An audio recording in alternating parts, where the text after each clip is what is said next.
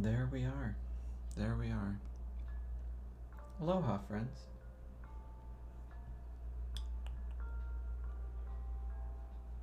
Let's see. There we go. Oh, it is Monday. It is Monday. And that can be said in both of those ways. I am hopeful that it is Monday, for the new week has started. And there are good things that can come of this week. I think I turned down my mic sensitivity earlier. Let me make sure that's accurate. I think we're good. I think we should be good. Turn it up just a bit. But yeah, it is Monday. And Mondays are both dreadful and reasons for hope.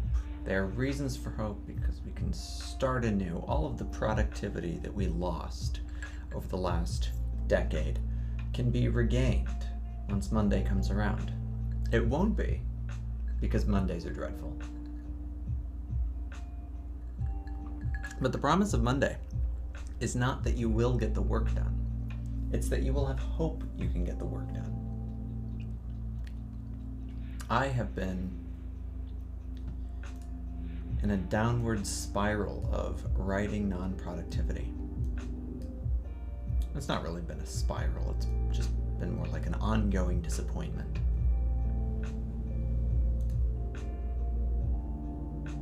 Twitch is trying to show me all of these new controls that I can have, and I don't know what to do with them. It just like pops up. It's trying to suggest, it's got this like blinking, flashing light telling me that I should click this button, and when I click the button, it's giving me way too many options. I think I'm done. Okay, wonderful. It stopped blinking at me. Oh, yeah. So last time we were here, we were plotting a new story, and we were going to be plotting that rather deliberately around a set of themes that we were hoping to explore in the work. The thing is, though, I don't consistently approach writing a project the same way every time I sit down. And that is to my benefit most of the time, because if I have stale ideas or a bad way of approaching it, all of that can go out the window the next time I start again. It is good for me to do that, so that I can make sure that I have a steady stream of creative solutions to the problems that I create for myself. Because that is what writing is. It is a process of creating problems for yourself and then solving those problems. See what a genius you are. You were able to solve the roadblocks that you had put in your way, and you know those were tough roadblocks because you were the one that put them there. You had yourself in mind when you were trying to design ways not to be able to get around it, but you were able to get around it. That is the beauty of plotting well, or characterizing well, or just simply writing well. That is the art that we are trying to achieve. And the problem is that that art is often very selective with when. Goodness, those are two words that were not meant to be put next to each other. It's very selective. It's selective with when it wants to grace you with the solution to those problems. And I do say that it graces you because there are moments where it feels like genuinely divine inspiration. The problem is those moments aren't all the time, but we need to make them all the time. We need to make them all the time because that is what allows us to turn our creative binge of writing into an ongoing career or artistic practice. Practice is a good word, practice, because you're never a master at it. And that's probably the most frustrating thing about it, is that you will always learn how to be better. You will always look back at previous work thinking, that could have been better. I could have improved on that. And you will always be right. You could have improved on that. You absolutely could have improved on that. You didn't. You didn't improve on it at the time that you did it. What a disappointment you are. No, not really. None of us are disappointments here, right? Because we're constantly practicing. That's the hope. Sometimes it really, really helps me, actually, genuinely, truly genuinely, even though this is a thing that all writers say, and they're always lying, 99% of the time. They're not always lying. They're actually, I think most of the time they're actually being honest, but I think they're lying about the reason why it's helpful. I actually do handwrite a lot of what I will start writing and then go on to write on a computer. So I do write on a computer, and people who say that they never write on a computer or that they actively avoid writing on a computer, I don't believe them, because the ease with which you can delete words on a computer makes it unquestionably the best tool for writing in the world. There has never been a better tool, except maybe the word processor, because the word processor doesn't have an internet browser and won't let you get distracted on Reddit. That said, I still do not believe most writers, I think, when they say that they handwrite all of their stories.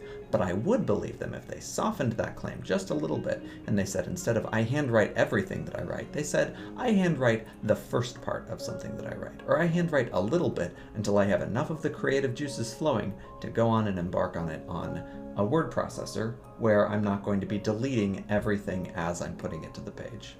That is the challenge for me. Every time I sit down to try to write something, the challenge is not deleting the first sentence 5,000 times before I can just move on. I have to get that first sentence perfect. And at first, I used to apologize for myself. I used to sort of step in the way and say, no. This is the practice of a good artist. This is the practice of someone who wants that first sentence to be motivating and perfect and allow them to speed forward. But I found that the absolute perfect first sentence that I ever wrote was the one that I gave zero thought to, and I only gave thought to the one that would happen after it, and the one that would happen after that, and after that, and after that, until I had a chain of sentences so long that I was done with chapter 1. That first sentence was absolutely perfect, because it was the sentence that allowed a reader to immediately open that page and feel immersed in the story. I didn't give so much thought to how they were going to, judge this first sentence as the first piece of the art that they get exposed to. And instead, they were just able to open the book. Well, I mean, I say they, but talking about, of course, other readers, when the moment that it is published, but assuming a lot. But at least the few people that I have beta tested it on people, and the people who opened that they were able to get beyond the first chapter and into the second chapter and into the third, much farther than so many of the works that I have sort of painstakingly toiled over that first sentence, that perfect introduction. It doesn't exist. The perfect introduction is just the one that gets your reader engaged. So don't dwell on it.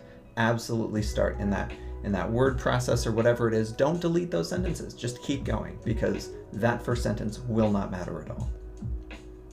Now, that said, here we are still, and before us is a blank page. My only goal for this is to have something written on it.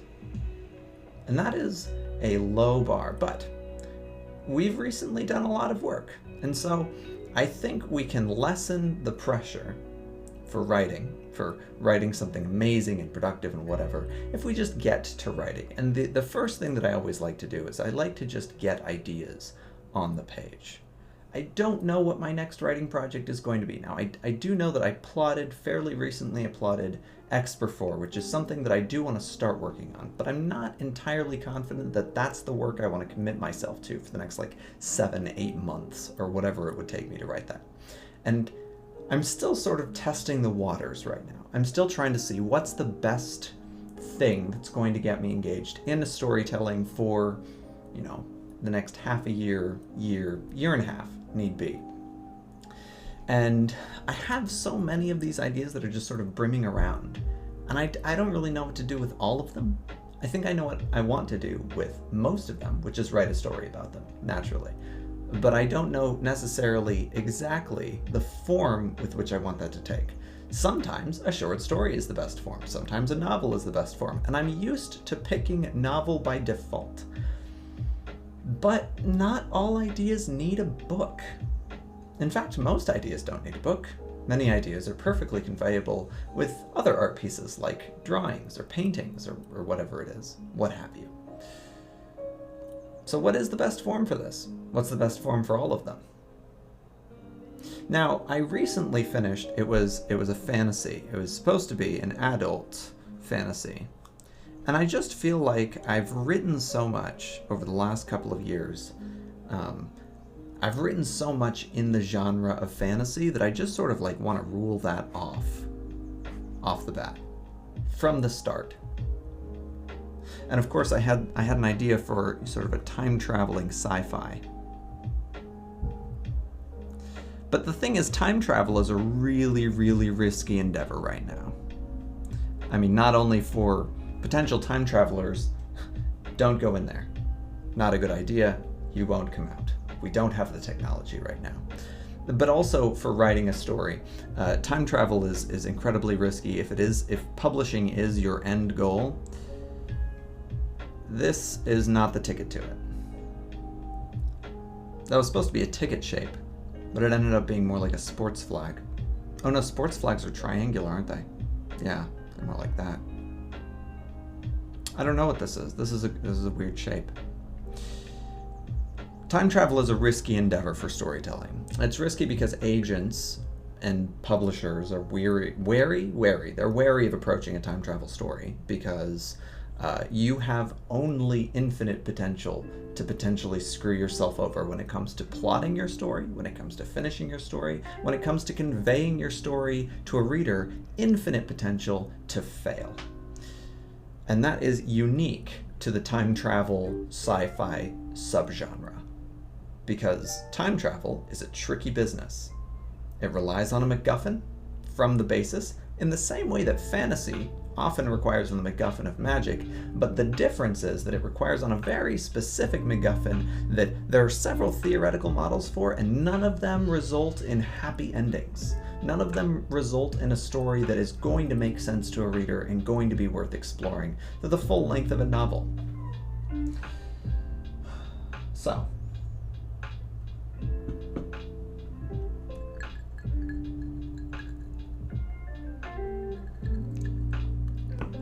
we have reasons to avoid time travel.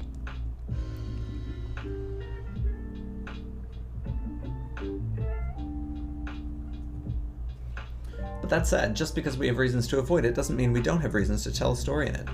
And the number one, the absolute best reason for telling a story is that you have a story to tell.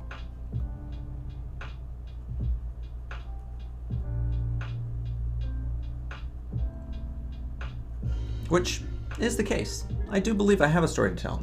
I'm thinking a noir detective story premised on the ability to observe events back in time. You could tell who committed the crime.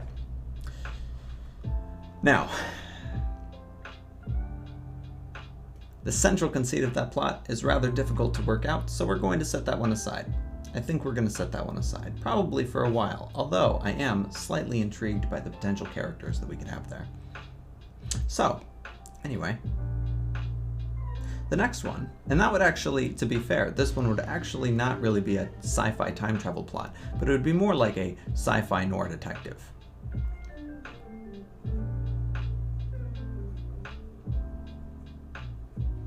And probably something like a thriller.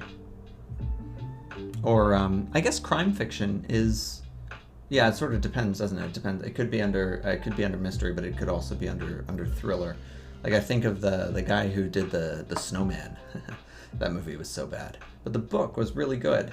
Well, I say really good. It was good. It was well written. It was engaging. And it was by some let's see, who wrote that? The Snowman.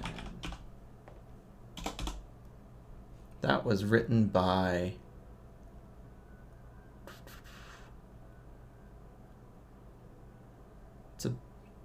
where's they only have the movie. But the movie's not the important part. The book is the important part. Where's the book?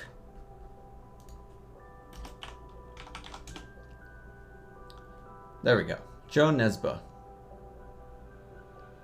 Or Raymond Briggs. I think that's a happy version. No, not the wordless picture book. No, I think it's, yeah. It might be Yo Nesbo. I wonder if that's Joe or Yo. I think it's Yo Nesbo. Norwegian. So, Sci-fi time travel detective novel. There's also the question of whether we'd want to actually stick to the adult. There's also, of course, young adult, middle grade. I would never write a children's book. I think the lowest audience I could write for would be middle grade, but even that would honestly be far too much of a challenge for me to make it rewarding at the moment. I think we'd be probably best around these genres, though admittedly I'm happiest telling stories where I don't feel restricted by the content.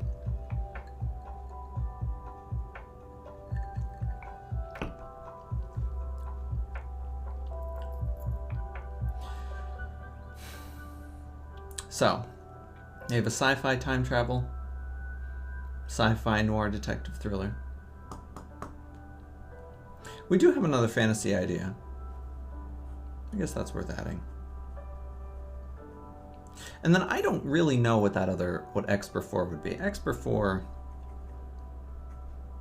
is probably gonna be, it could be young adult, but it probably won't be. It's probably something more like, what would that be like? Literary, could be high concept. I hate that term. It is based on a relatively simple premise like that, but it's not in good faith. So it's probably something more like a literary, sort of a coming of age. What are these? Maybe urban fantasy, I think, refers to like werewolves and stuff, doesn't it? It's not really an urban fantasy, even though it is both urban and a fantasy, objectively. I guess I'd say probably it's something like a contemporary literary fantasy or something. Contemporary literary fantasy. And there we go. We're back to the fantasy subgenre. No, fantasy genre. But it is a different subgenre enough that I feel like I'm more or less okay with that. I had a couple of short stories that I wanted to get to recently. I did, it's interesting because I do feel like sometimes when I think about a story idea, I immediately know what the form of it is going to be. But there are others where I feel like I should challenge myself to change the form. I feel like if I approach it as a novel, I'm giving into some kind of like conceit that I have, that it's worth making someone read 50,000 words to 80,000 words to get to the point. And that's not always the case. There are so many times where we can tell a story in fewer words. We could tell a story in a short story. I think short stories, again, in sort of good faith here, can range from something like, usually, I mean, they could be less than 2,000 words, but they usually won't be.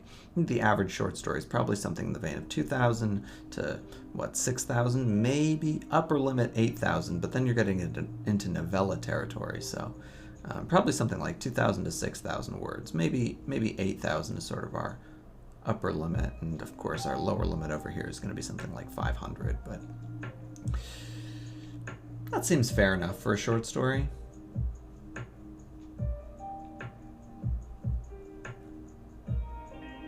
Honestly, I'm just jotting down thoughts here.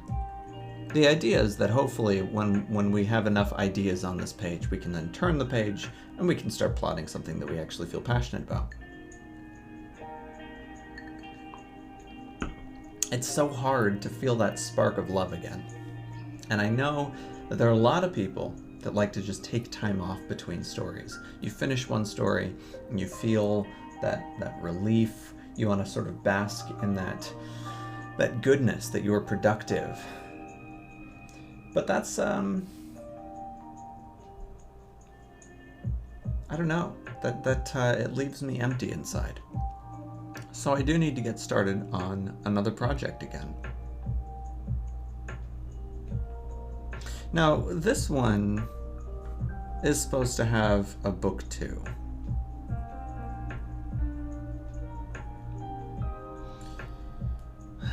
And I don't know how I feel about that.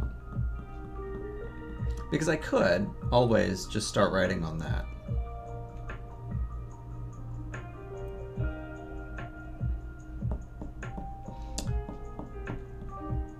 And maybe in that sense, I am a little exhausted of it.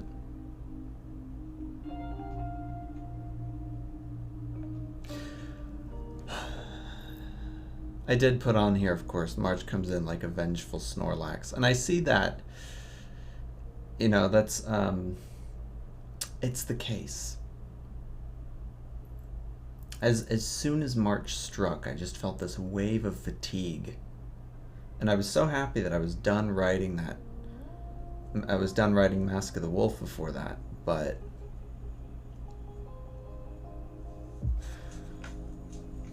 I also just feel like March came with such a wave of anxiety as well.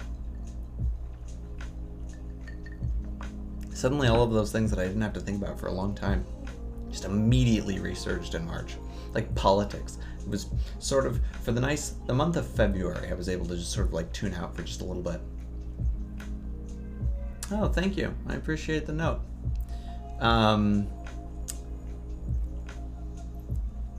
Yeah, it,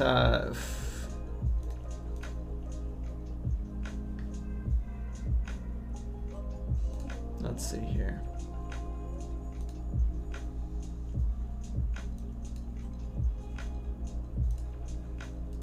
Aloha, Danger07. Good to see ya.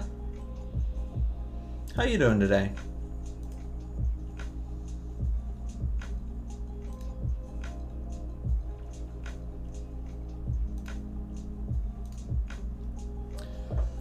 Oof. It is vengeful. It is a vengeful creature. March. Good, but I left my questions at home. Oh no. Questions? Questions for me or just questions in general? You'll always, if they're for me, you'll always have another opportunity, I'm sure. Unless I die tomorrow. Not likely, but can happen at any time, you know? There will be another stream. I try to make them at least weekly. I feel like that's my minimum obligation. But I also suck at that.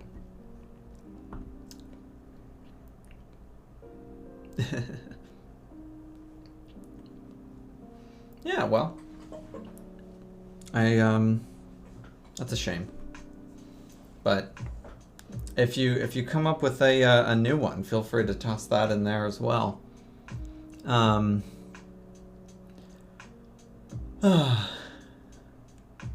We are in the March times. I don't know why that's like, there's something about March right now that's just like really dwelling on me. And I also have that image of March comes in like a lion, that like front poster for it with the child as he's running and holding his chess set or something. Or maybe it's a Go set, I don't know. It's like stuck in my brain as like the image of my inner soul right now. As opposed to my outer soul, you know that one. The shell. The last time that I felt like this, I wrote probably the best poem I've ever written. But I don't feel like writing poetry. Maybe I do feel like writing poetry. Maybe that's what that feeling is. Okay. I feel like I've dallied long enough on the mundane. And what we will do, as I've decided, we're actually going to plot a short story right now. I have this short story idea, and I still haven't come up with a great title for it. But I think this is something that I've been wanting to work on for, because the last time I wrote a short story, it was sort of on a whim, and it was on one of those creative binges that just sort of struck me at the right moment while I was on vacation, and that was, I think, about a year ago. I haven't written a short story since, not like a real one. I've written sort of partial ones that read more like I don't know, some weird contemporary poetry or postmodern poetry, something like that. I don't know. But I haven't written like a deliberate, like plotted, real one with characters in a while. That will be my project right now. And the short story that I've had on the mind has featured, or it's centered on the plot of a young girl, probably about, I think 8. And I don't really know what to name her for the moment. We're just going to call her A. I feel like I'd want her name to start with an A, like Annabelle or something. So it's got to be something cute. It's got to be one of those like nice, probably like a southern name, but not really southern. Not like Anne Marie, something like that. Anyway, we'll call her Anne for now. I don't like Anne. I don't like Anne. Anna? I don't like that either. You know what? We'll stick with Anna. We'll stick with Anna for the moment. Anna's fine. Doesn't sound like the name of an 8-year-old girl. It sounds like the name of a 40-year-old woman, but that's fine. Whatever. Anna. It's going to have one N. That's going to be an indication of youth somehow, I guess. Anna, as a young girl, she's going to be about 8 years old. And I also wanted her to have some kind of developmental disability. And it's related to the plot, not just because I have this weird characterizing conceit. But I didn't know exactly what. I feel like it's actually better if it's just sort of left vague.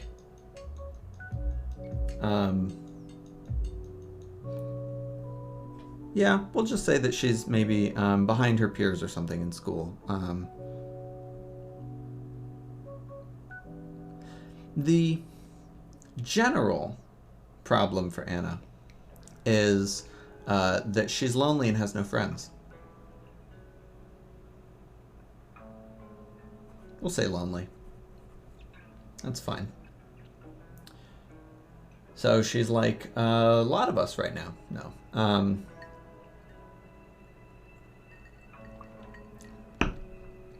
But she is lonely. And part of that is because she is sort of bullied at school. None of this really needs to come to the fore. Well, some of it will, sort of naturally.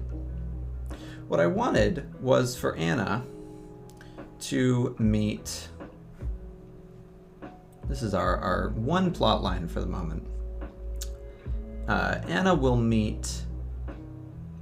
What did I call him last time? I think something like P0431 2x.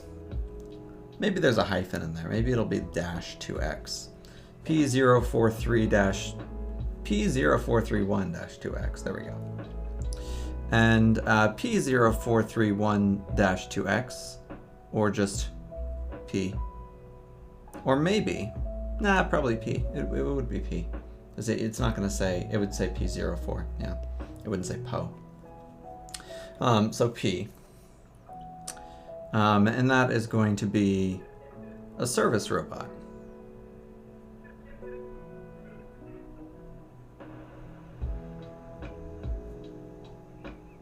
And the idea will be that the service robot is defective.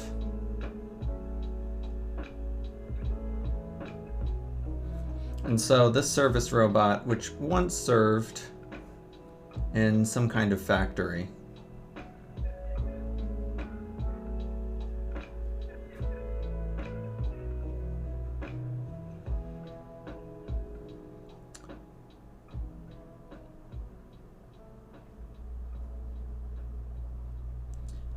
is now sort of spiraling out of control. Not in a destructive way, but it sort of left the factory, and this will be our little symbol for a robot here. And it left the factory, and it's now sort of doing its own thing. Because it's malfunctioning. It's a defective service robot. And so the robot is going to be naturally a stand-in for Anna, who is sort of spiraling out of her school. She's lonely, she's bullied, potentially has some kind of developmental disorder, which would contribute to the bullying because children are terrible. And she leaves her school because she doesn't find any satisfaction there. Of course, the robot leaves the factory because the robot is legitimately defective. Its programming is wrong, or it needs to be fixed, right? It needs maintenance.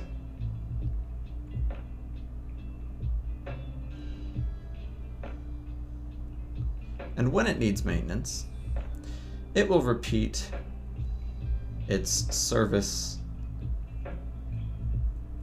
error message.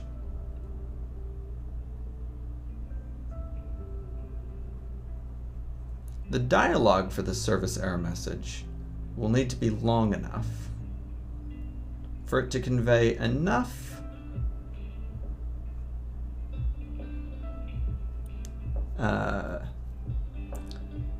phrases that can be misinterpreted repeatedly based off of sort of a coincidental hearing. So one might say something like, I am P0431-2X, 431-2X, service, and this can be, you know, more corporatized or branded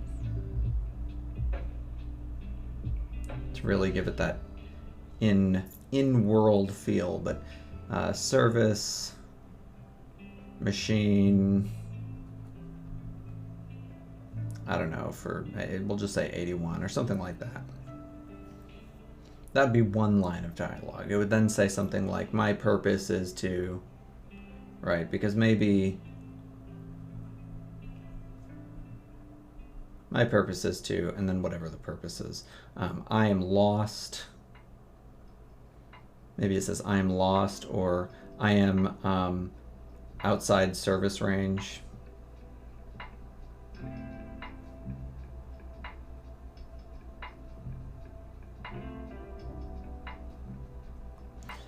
And then maybe some kind of request. So please press service button or something like that.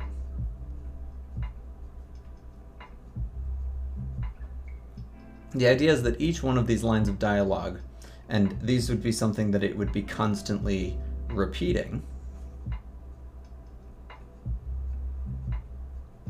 And the idea would be that each line of this dialogue would be a different thing for it to then get interrupted by, because it's malfunctioning. So it would say these two lines, then it would encounter some kind of error, and then it would say a different line. But it would all be part of the same script. And it would also be things that when she's talking to the robot, she can misunderstand. So she talks to the robot and she's like, oh, I just don't have any friends right now. Do you want to have lunch together? Or something like that. Because she's talking to the robot as though it's like a real person. And then it says something like, my purpose is to, my purpose is to service lunchbox facilities. And then she'd be like, haha, you're funny, P. Let's have lunch together. And she'd sit down and eat her sandwich next to P, even though P is clearly not sentient. So we'll say P is a robot. He is on script, so he is scripted. And he is not AI or sentient. So essentially this is just going to be sort of a sci-fi world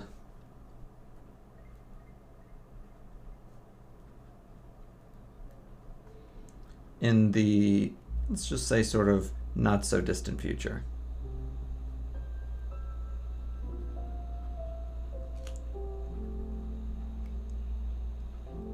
And then I'll put in parentheses of Amazon, because that is definitely an Amazon robot.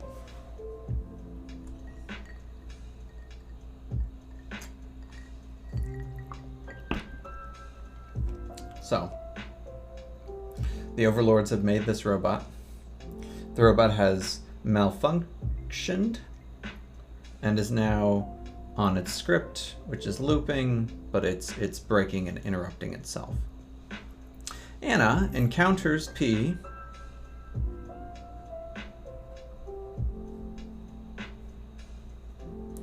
and perhaps the first, we have to sort of think of the number of encounters she's going to have with P. She's probably going to have between 3 and 5.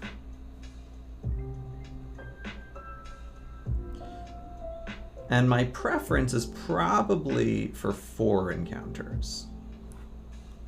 That's probably my preference. I think I like 3. 3 is a good artistic number. It usually works with most storytelling. But I am a big fan of just not doing 3 for that exact reason, and doing 4, because 4 is just one slightly more one that just feels a little bit less formulaic. That said, we have to land on sort of 2 things that we want to convey in this story. And probably, to be fair, more than 2. We want to land on several things that we can convey in this story. But thematically,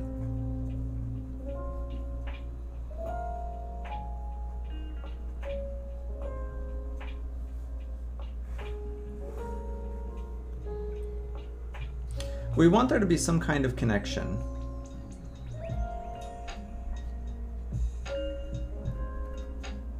between Anna and P.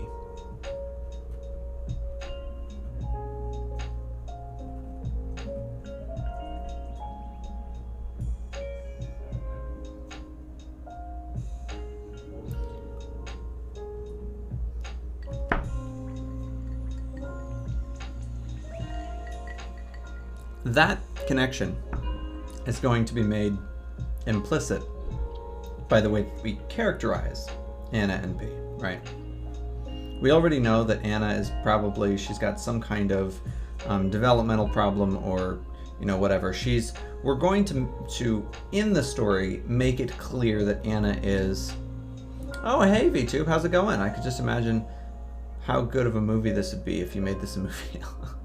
Oh, thank you. I appreciate it. How's it been? How's it been for you? Good to see you.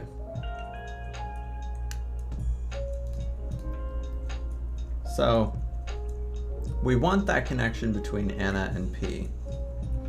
And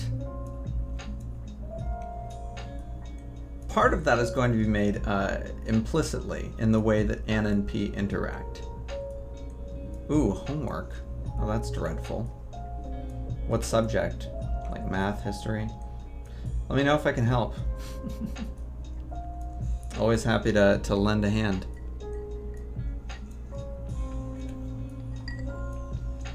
Oh, physics, JK. I'm not very good at physics. That was the one subject that I didn't do very well in. So a connection between Anna and P. Part of that connection is going to come from their legitimate similarity that both of them feel or have been cast out from their society or from their group. P has been cast out, or he's cast out, but not for like social reasons. P was cast out because he's a malfunctioning service robot.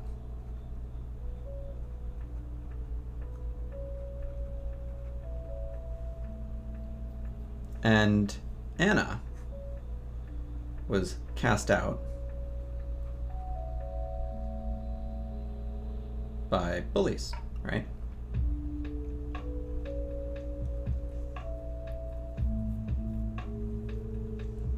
So part of that is a personal. When we say cast out, what we're talking about here is, of course, Anna's quote-unquote choice to leave, right? We probably want this structured in such a way that Anna felt compelled to leave for good reasons, and not for reasons that were her fault, of course, but rather than legitimately being forced out. We want the emphasis to be on the way that Anna feels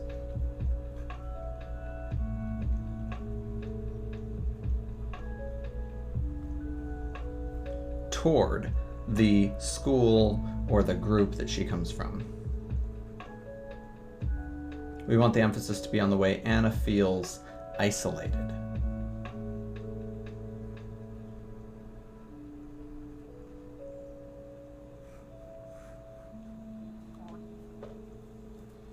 And in order to do that, Pi societal motivation and Anna has a social motivation.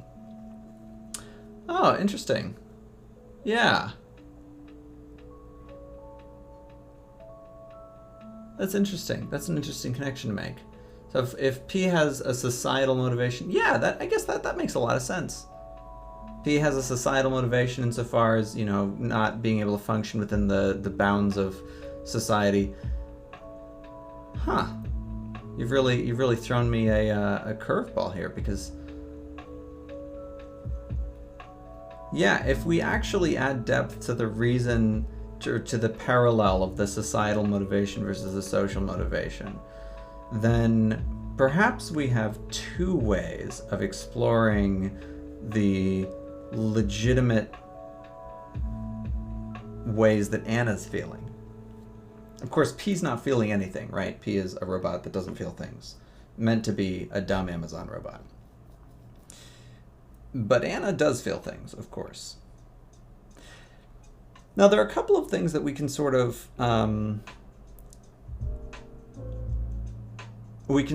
do here to bring in the quote-unquote moral to the story. Now, when I say moral, I don't mean the, like, you should, you know, be nice to people or something like that. Yeah, that's a great moral. But I also don't read stories to figure out how I should act in the real world. So I prefer to tell stories that leave people with a feeling, or leave people with a sense of justice or something like that. This idea that you want to learn something from it, or you want to feel something from it, you want to be exposed to a new experience, and I try to avoid direct morals. So the question is, if we want to avoid something like a direct moral for this, and I think that would happen sort of naturally, the idea that I would have for the story would be something along the lines of, in just the flow of the plot, Anna is our starting point. She goes to school. She's a normal student, mostly normal, and she is bullied or whatever, but this is actually going to happen sort of off screen.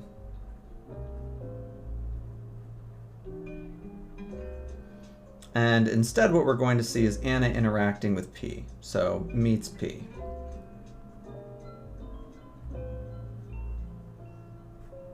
Then we'd probably have P encounter 1. Oh, that would actually, this would be P encounter 1, so this would be P encounter 2. And then we'd be P encounter 3, and then up here we'd probably have climactic point and denouement. And the climactic point and the denouement are probably going to be much more abrupt than this. So the real story would probably end like right here after the climactic point. But the climactic point would be Anna comes back to find that P has been serviced. And P is gone. Or P is fixed and no longer talks to her.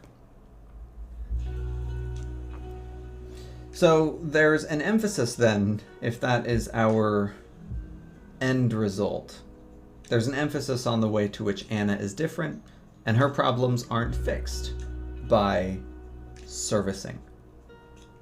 She can't be reintegrated into society in the same way that P can be reintegrated into robot society by mere fixing. Now, there's a potentially dangerous moral to walk away with, and the dangerous moral to walk away with is something like, and I'm going to put a giant X through this, because this is not what I would want to convey. But the dangerous moral that could potentially be taken away is, Anna should be fixed. The robot was the fixing that we did to the robot is the ideal outcome, and this is sort of a flaw inherent to Anna and people like Anna, that they can't be fixed. Look at P. P is happy among the robots again. And Anna is not, because she's not reintegrating, when clearly none of this was her fault to begin with. She was bullied, right?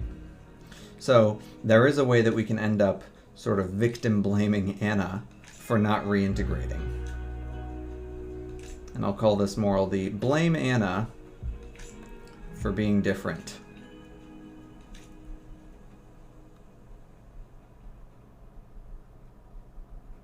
But you say, if that is the bad moral that you don't want to convey, then what is the better moral that you do want to convey? And to be honest, I'm not entirely sure. I think that's fine, because we're going to work that out. And this is one reason why it is good to be thinking about these kinds of messages before you write the story, because after you write the story, you may not have been giving consideration to the potentially negative ways that your story could be perceived or taken. And if it does end up taken terribly negatively, you don't have a way that you intended it to be. Or you didn't go into it thinking about the ways that the tone in which you write the story could impact the way people walk away with the lesson. They potentially could. If we told the story with the wrong tone and the wrong way, they could have walked away with the blame Anna for being different moral. And instead, we want them not to walk away with that moral. But the question now is, what is the moral we want them to walk away with? I say moral, I sort of mean emotional theme, emotional arc, something like that. I'm not really in the business of just preaching morals to people. So, we don't want them to blame Anna for being different. There are a couple of important things that we probably will walk away with inevitably. P and Anna's problems are not the same.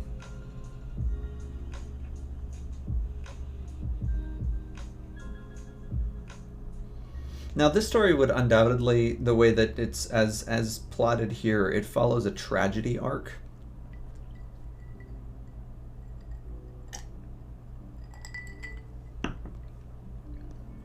It is a tragic arc insofar as we don't really have like we don't have like the heroic happy ending. It's not just based on the ending itself. It's based off of the like structure of how it goes.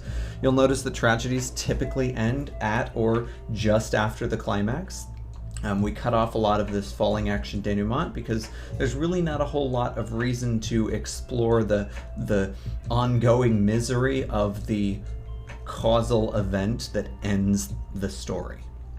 So in chronological storytelling, typically we end the story where all of the balls have stopped rolling. Thing is, in tragedies, most of the time the audience knows where the ball is going to stop rolling, at the most drastic misery of all of the characters until they're dead. Basically, that's sort of the best outcome you can hope for in a well-written tragedy.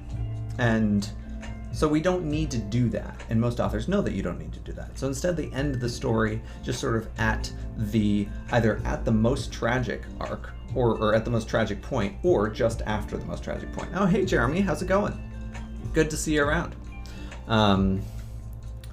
So, in that case, we are ending the story just after the most tragic part, which is where P is gone are fixed, and we see that Anna is alone. And the tragic moment that happens with Anna is when Anna realizes that she's alone.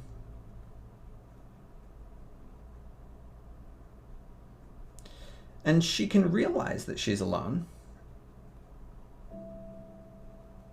in a number of ways. She can realize that she's alone in the sense that she realizes that P was a robot. So she realizes, basically, P was never her friend.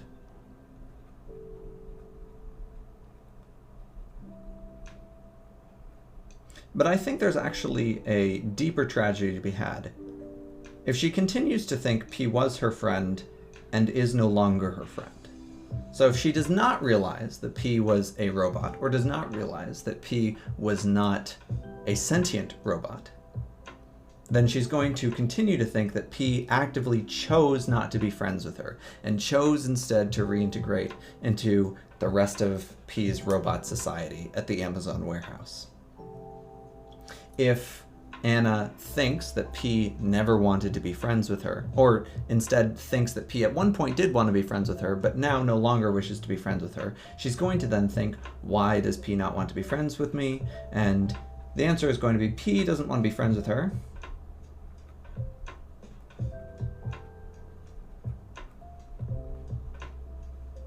because she's different.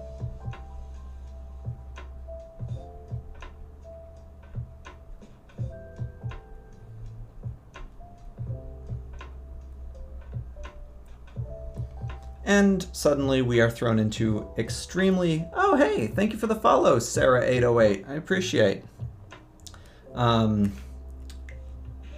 P doesn't want to be friends with her because she's different. And the ultimate tragedy that emerges from that is that we end the story right where it started. It starts that Anna is different and gets bullied for it. That's all off screen. And now it ends that she's different and no longer has a friend. Essentially, the bullied for it basically just is a stand-in for her not having any friends. So we have our arc. Now, across these several encounters of P, we then need to write the story. No, but we have to determine what's going to happen in between each of those. And not just in between, but of course in. What's going to be contained in the story itself? The actual plot of the story. What are we going to feature on screen for the reader? So this is where we get to storyboarding. I say storyboarding. Storyboarding generally, when we're talking about film or anime or whatever it is. On television, when we say storyboarding, we mean drawing pictures. I don't draw pictures because I am not a drawer. I can't draw things. So instead, we're writing things. But that's fine. Actually, I lied. I can draw things. I can draw squares. I think I could draw them pretty well. I can also draw arrows. So, box 1 is going to be where we have Anna. And we need Anna at state 1. The question is going to be where to start the story. And of course we know sort of on principle, you want to start the story as late as possible. You want to start the story as close to the climax as humanly possible. Now, obviously we can't start the story at the climax or it'll have no impact. So that's not as close to the climax as possible. The tragic arc only has impact if you're able to set up the tragedy of the climax. To set up the tragedy, you have to have hope that things will turn around and be different. So the first thing we want to do is we want to give the reader hope.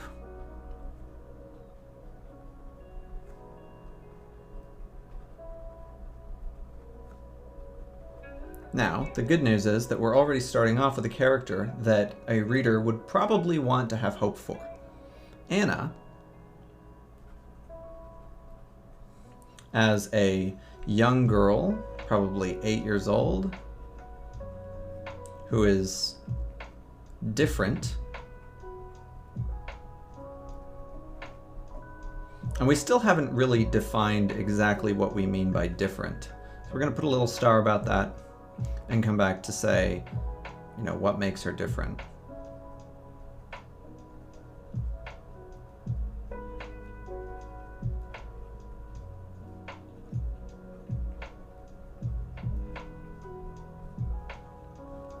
And we'll answer that in a bit. Well, it'll probably naturally come along as we're doing the rest of this, with any luck. If it doesn't, then we'll have to give some intentional thought to it and make sure that we're, you know, doing it in an inclusive way. Those kinds of intentional processes are always a bit intimidating. We want to give the reader hope. We know Anna, she's young, she's 8 years old, and she's different. And so in order to give the reader hope, we have to start off the story at a relatively tragic note. That tragic note is going to be showing us the consequences of Anna's differences.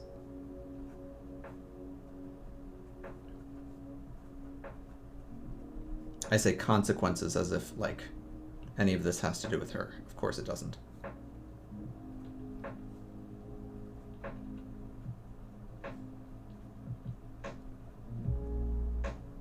And that is, of course, the consequences of her differences are going to be her being alone.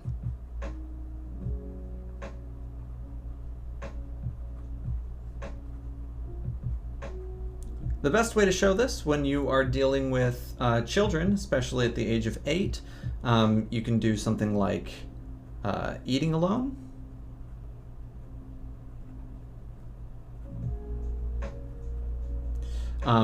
Bonus points if you take them outside the schoolyard.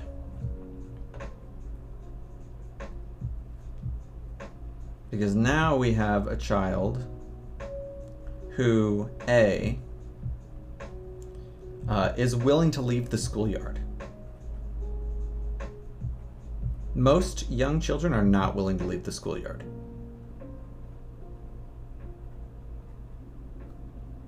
Because that means that they really will be alone. Usually, unless they've got a really strong rebellious streak, which we're going to sort of make clear, Anna, that's not her primary motivation. Usually children who are willing to leave the schoolyard are children who think, oh, I won't be noticed. No one is going to care. And on top of that, there's going to be sort of an added tragedy to the fact that no one does care. So if she's outside the schoolyard, not only is she willing to leave the schoolyard, but no one stops her or notices that she's gone.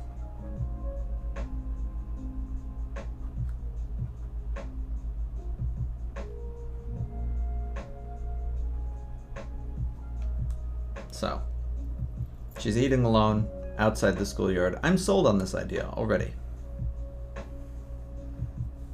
So, our initial state for Anna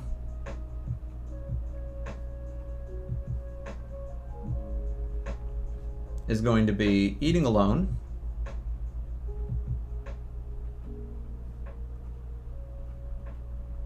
And she's going to be doing it outside the schoolyard. And how far outside the schoolyard? Well, far enough that she's somehow gone into the, like, meatpacking district or whatever, or the Amazon warehouse district. I don't imagine that they put a whole lot of Amazon warehouses right next to schools, even in this weird dystopian future where we've got a bunch of pea robots running around. So, seems like she's probably pretty far outside of school. I would assume at least, even in like a city,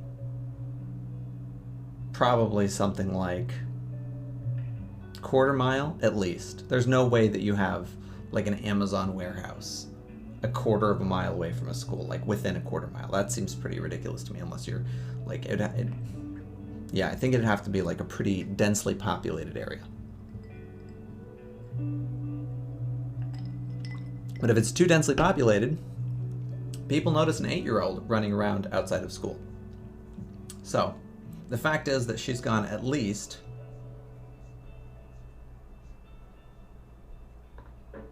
a quarter mile. If she's gone a quarter mile, and we're being sort of generous to ourselves so that we don't have to think too hard through all of this, but if she's gone at least a quarter of the mile from the school, that's probably going to take an 8-year-old some time.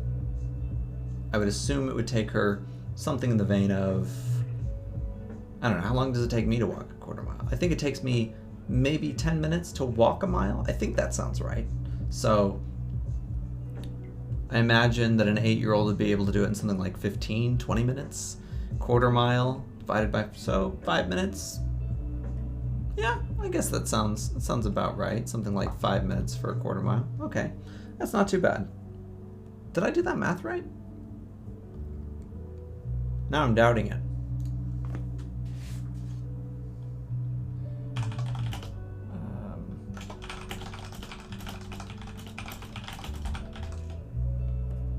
15 to 20 minutes to walk a mile. The average walking speed of a human is 3 to 4. Okay, so maybe if I was booking it, I could do a mile in 10 minutes. Oh, goodness. overestimating my ability. Actually, I do walk pretty fast, but yeah, an 8-year-old probably can't make a quarter mile in 5 minutes. That sounded extreme. Okay, so 20 minutes to walk a mile. Takes the average human. It would probably take an 8-year-old that plus a half, so probably about 30 minutes to walk a mile. 30 minutes to walk a mile would be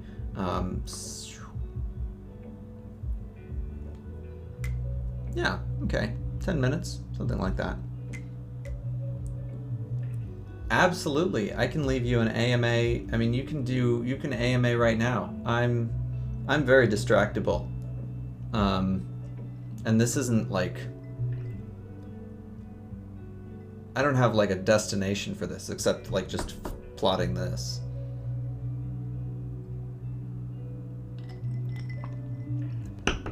But yeah, if you prefer it at the end, it can be at the end.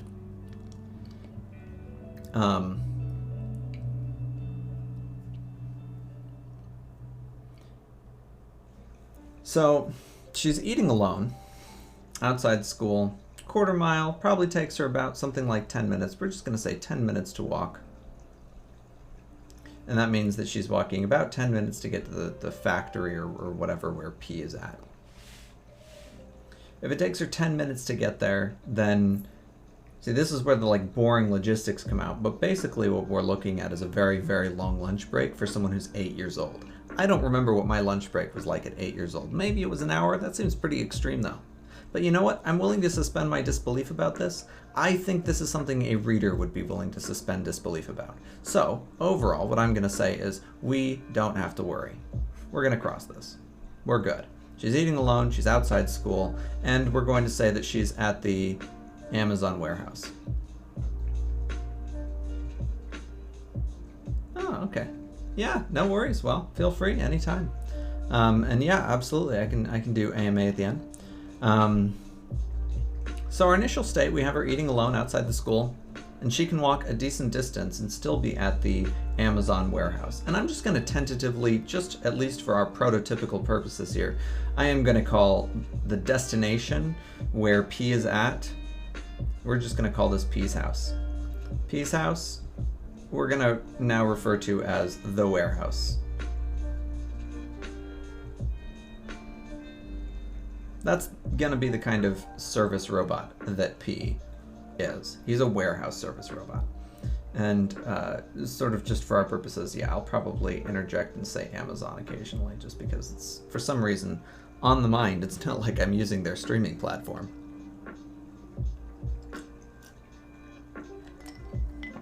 It's not like they own me. So, we want to give the reader hope. Our initial state is going to have her eating alone outside the school. When I say that we want to give the reader hope, it does not require that we give the reader a terrible situation which we then take them out of to give them hope. In order to set up a tragedy, we don't have to give them hope necessarily that this unfortunate situation is going to be resolved. We just have to give them hope that the things they care about will be held sacred. They will, at the end of the story, they will be maintained. In this case, people tend to care about 8-year-olds. They tend to, if you have young, likable, happy-go-lucky characters and you give them, if you give the reader that sense of suspended disbelief that maybe everything is going okay in this world, the reader usually will start off a story just assuming things are going okay. We're given the initial state, and they take this to be the baseline. You can then convey to them after the fact that that baseline is actually terrible, or that that baseline was actually the best there ever was in this world. But for the most part, when you give them the initial state of the world, they're going to be assuming that that is the base state for everything. If they're assuming that's the base state, and the moment then we give them Anna, the cute 8-year-old girl, 3rd grader, who is coming to eat her lunch alone at a warehouse, then the first thing they're going to do is they're going to say, why is she alone?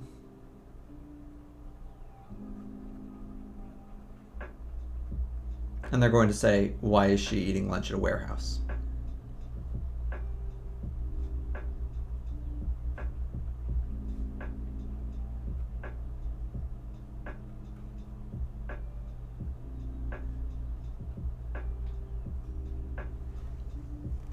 Now, The typical reader is going to be able to posit potential answers for this.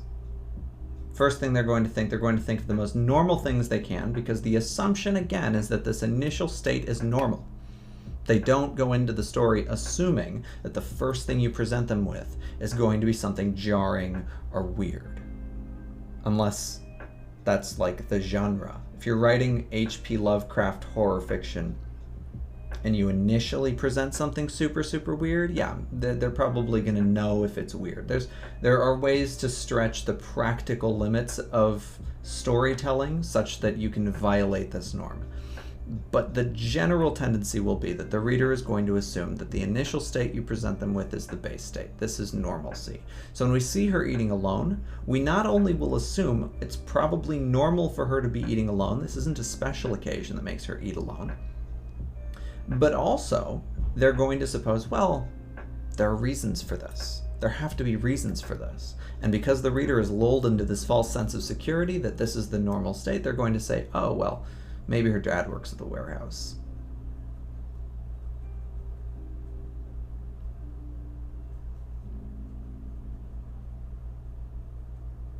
They say, oh, maybe not her dad, maybe it's her mom. Brother?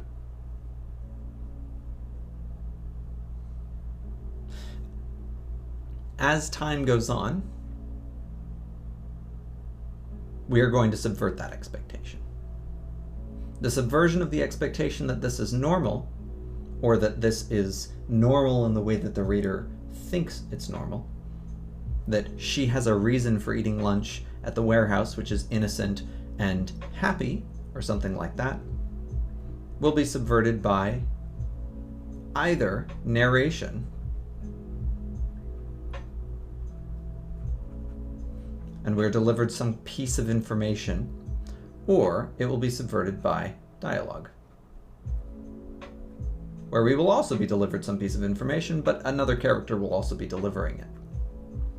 Now, for this story, the narrative mode that I had in mind was actually third person, so because an 8-year-old is not generally the most reliable storyteller. They're not the most interesting storytellers either. You have to limit your vocabulary a bit.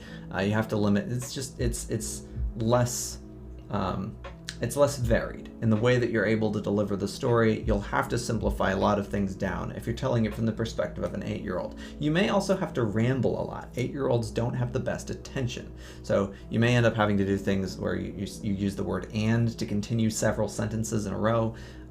Run-on sentences, those sorts of things. Listing things. 8-year-olds have a tendency to go on and list things just like endlessly. And they also have a tendency not to breathe very well while they're talking, which is amusing.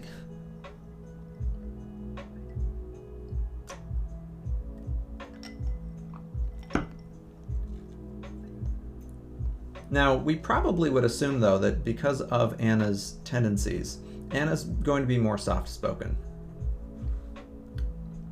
So let's just get some traits about her off the bat here. She's going to be soft-spoken. And if you're sort of wondering, well, why did we jump to characterization over here? We were just talking about narration and dialogue. I thought you were going to discuss the narrative mode you were going to use. I will, and it's just really simply going to be third person.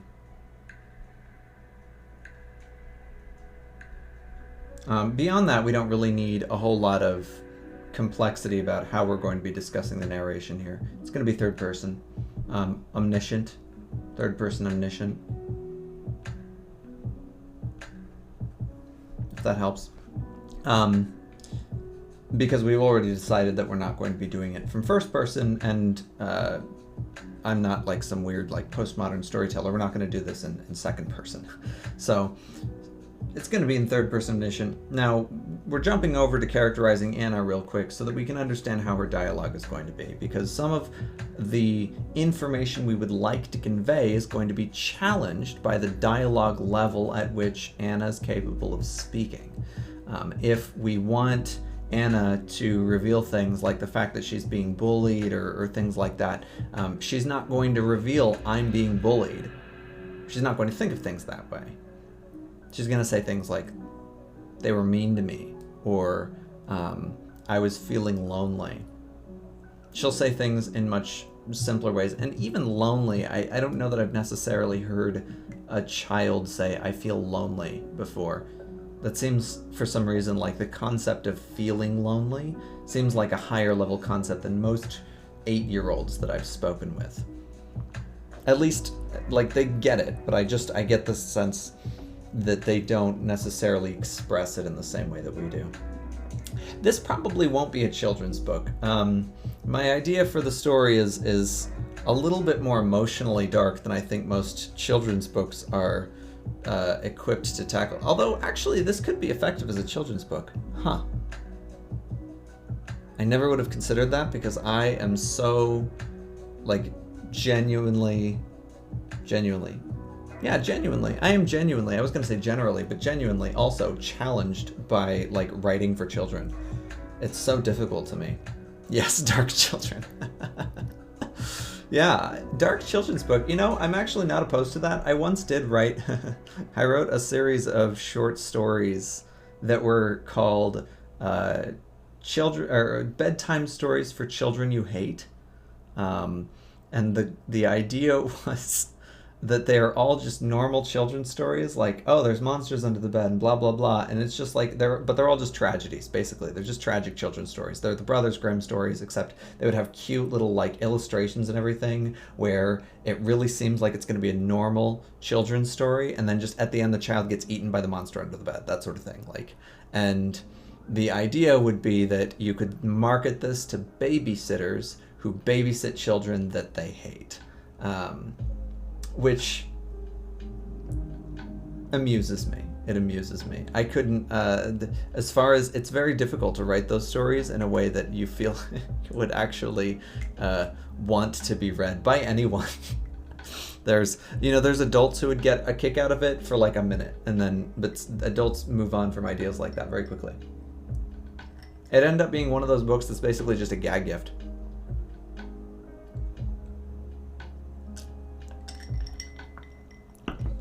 So, I do like your suggestion. This could be a dark children's story.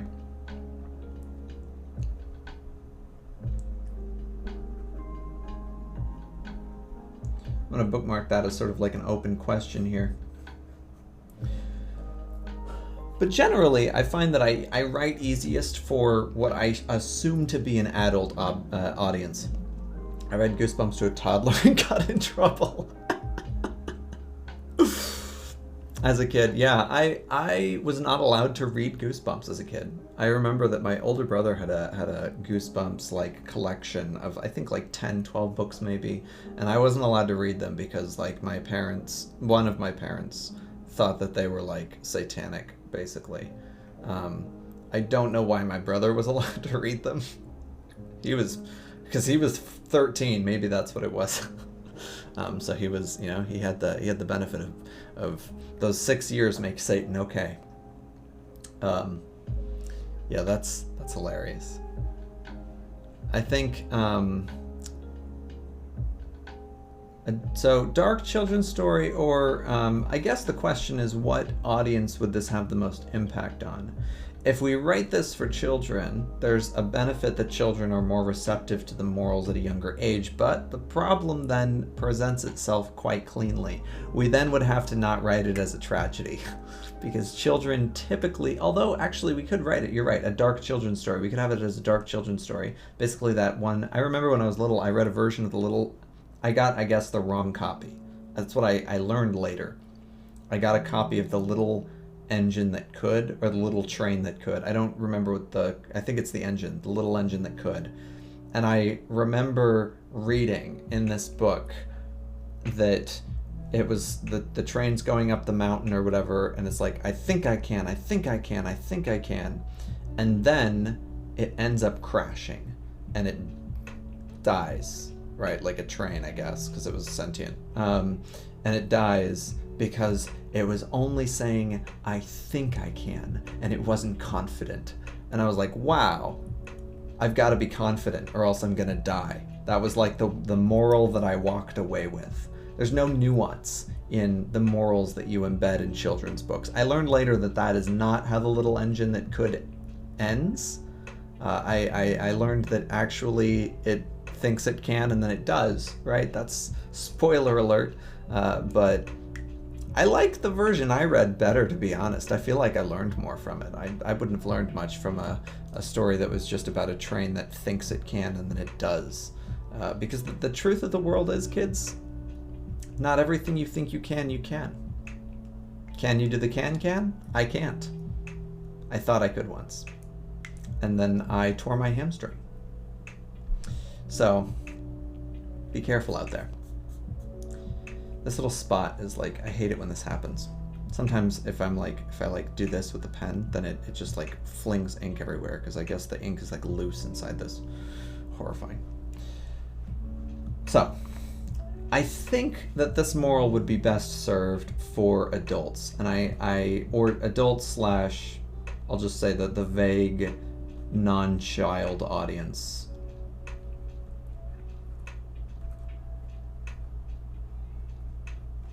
And I think that because we can have a little bit more nuance with the moral that we want to convey about what it means to be different, and we can also have, I'm not against the thought that maybe children can appreciate the complexity of morals like that, but I don't necessarily know that,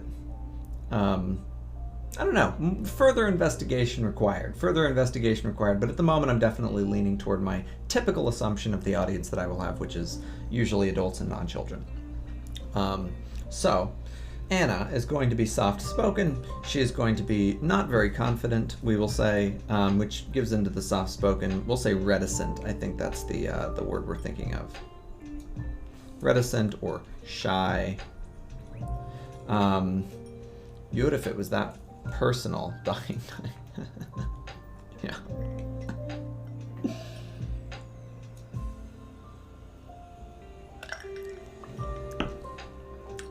Anna is going to be soft-spoken, reticent. She is, she's also going to be probably slightly more mature than we would normally expect an 8-year-old to be, or at least appear that way by virtue of the fact that she's used to being alone. I think most children, this appearance of their maturity comes from the amount of time they actually spend alone, not vying for attention. There's a lot of this, our assumption of a child's maturity often just comes from how much they want our attention, and they're constantly vying for it. When they don't vie for it so belligerently, we assume that it's because they are somewhat satisfied internally, that they have like inner balance of some kind, and that comes with maturity. So she's going to appear more mature for her age, only by virtue of the fact that she is not, I was going to say attention deficient, but that refers to like a clinical diagnosis. She's not lacking attention, I guess. Not lacking attention. No, crap. What are we saying? She's more mature because she doesn't seek attention. There we go. Let's not complicate this. Doesn't seek attention.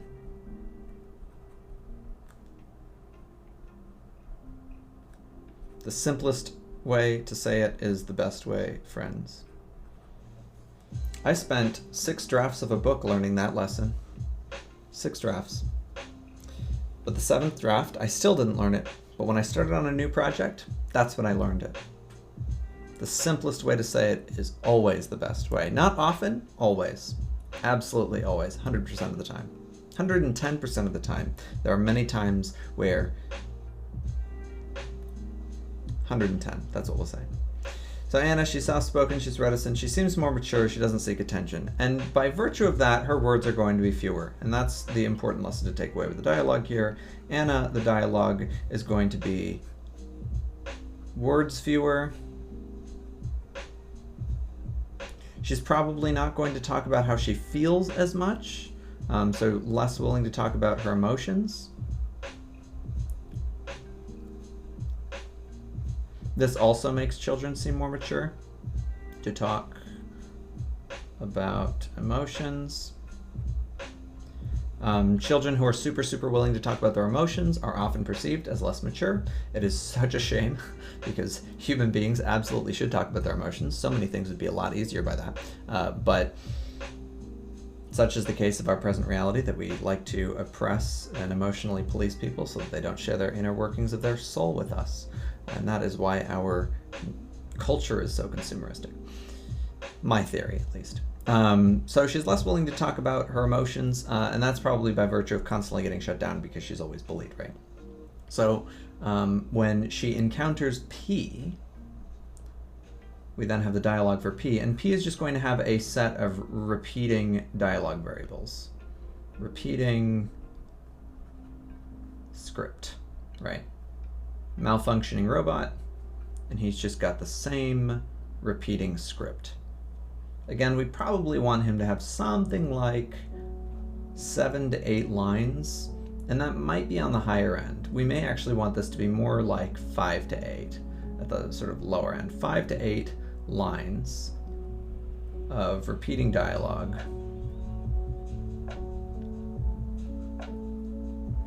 What we'll end up doing functionally in order to write this is we will first write all of Anna's dialogue, and we will try to pretend like she can have a functional conversation with P. We will write none of P's dialogue. So the way that when we actually approach like writing this story is we will start by writing all of the lines that Anna's going to have, and we'll pretend that she's having a conversation with a fully functional artificial intelligence or like just a normal human. And we will then cut out all of the lines from the normal human that she's talking to and instead replace them with the scripted 5 to 8 repeating lines from P.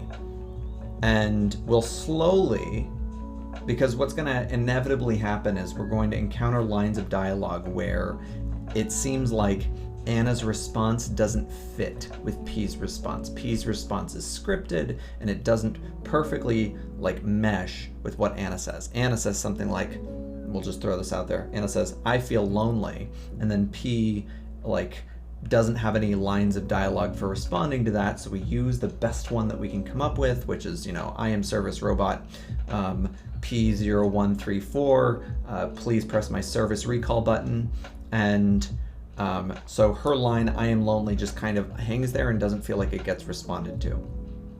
We will go through and we will pare down to the absolute essentials, hopefully down to just like 3 or 4 lines of dialogue from P, and then we can go back and we can insert another line if we need. We can be a little bit more creative with how we fill up these 5 to 8 lines using those empty spaces where we can just form a response for P that would come out of his scripted line of dialogue for his service dialogue. So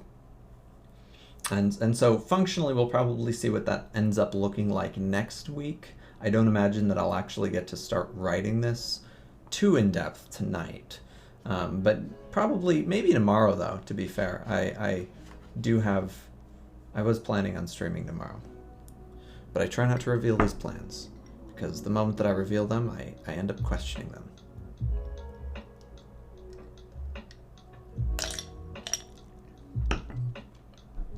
So, her words are fewer. She's less willing to talk about her emotions. If she's not willing to talk about her emotions, what's she going to talk about? Well, she's going to talk about facts.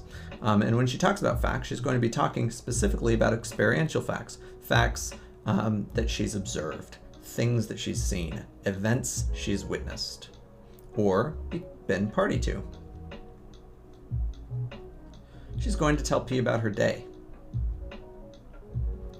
But she's going to do it in a somewhat cryptic way, and not cryptic to the point of being obtuse, but just cryptic to the point of not being emotionally vulnerable.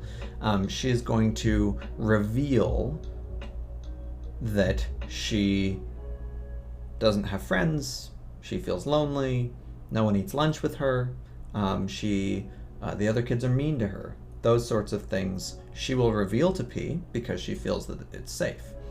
There's going to be an open question, and I want this question to be left intentionally open.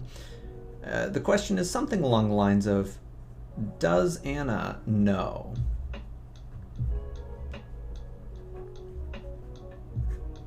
that P is non-sentient? Now, the most tragic ending comes from Anna not knowing that P is not sentient. The most tragic ending comes from, and the ending that I absolutely want to go for, comes from Anna thinking that P is sentient and thinking that P no longer wants to be friends with her.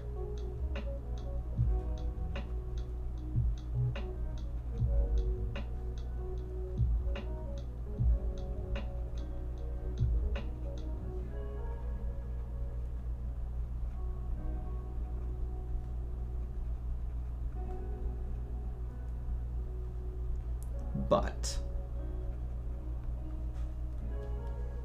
the more engaging story, undoubtedly, comes from the open question as to whether or not Anna knows that P is non-sentient.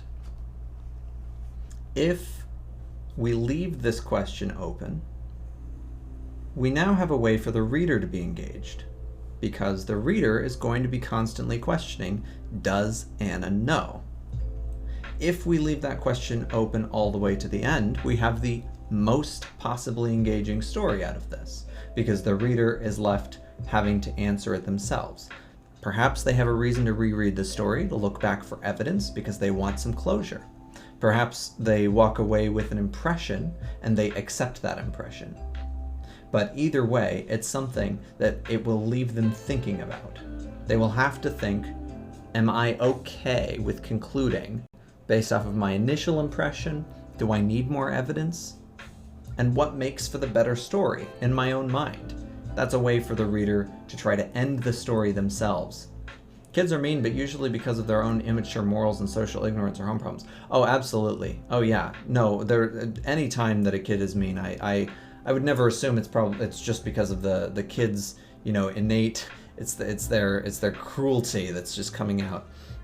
They're totally, yeah, you're absolutely right. It's their immature morals, their social ignorance, their home problems, their own experiences, maybe their own developmental issues. I mean, there are a lot of kids that have I knew that, I read an article once about, I think it was that ADD can motivate bullying at times, something like that. It was something that essentially that the an inability to focus in school can lend to bullying other people for, it just generally, it can be caused by just about anything, and usually it's not caused by anything that's that kid's fault. The tragedy is sort of a cyclical and constantly repeating thing. How do you end the cycle of tragedy? And I think that the ending is it's best when it's left up to the reader as far as the story is concerned. Some writers mean and look at like a dumb character motivation with bully kids. Oh yeah, absolutely. Yeah, I think as far as bullies go, they do make, when writers use bullies, they often put the bullies in there with pretty poor motivations. Oh, I'm gonna beat you up just because I want to, or I feel like it. And yeah, they're usually pretty silly. I think that the benefit of this story, in my mind, is that we're not going to meet Anna's bulliers. Bullies, that's the term. We're not going to meet her bullies. And instead, we're just going to hear about it from her. That also means that the reader doesn't have to worry. The reader can question. They certainly can question whether or not Anna's perspective is objective. But they don't have to worry that taking Anna's perspective for granted is going to result in a negative story experience. If you present Anna with a bully, now generally speaking, the hope is that the average audience member can identify specifically that you know, like when bullying is occurring. That's the hope. But if you present them the bully and the bullied, you sort of invite the question, oh, is their perspective objective? Amusingly enough, I was just comparing editing to Charmander, muted, but dropping in to say, oh, hey, Coffee Quills, how's it going? Appreciate, yeah. Thanks for dropping in. I greatly appreciate the company. Good to see you. Editing to Charmander, that is amusing. I'm curious what that comparison is. I'm gonna have to go back and take a look. Is that on stream? You're good, but oh, I've seen my fair share of this, so I just needed closure. Oh, absolutely. Yeah. No, bully, yeah, it's I mean, it's a, I was gonna say it's a difficult subject. It really isn't, though. I mean, it's a difficult subject when you're talking about from experience, but not a difficult subject to, like, get right, I feel like that's a lack of effort. that's just my 2 cents there. Hot take. So, does Anna know that P is non-sentient? We want this to remain an open question.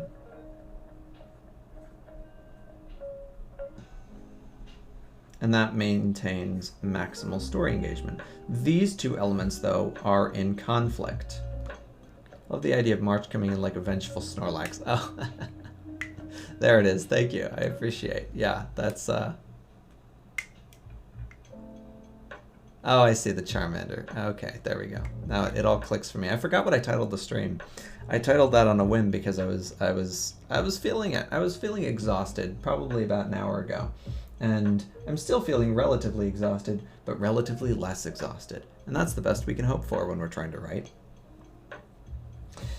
So, Anna thinks that P is sentient and doesn't want to be friends with her. How do we reconcile the tension between these 2 potential endings, or these 2 potential vibes that we're going for?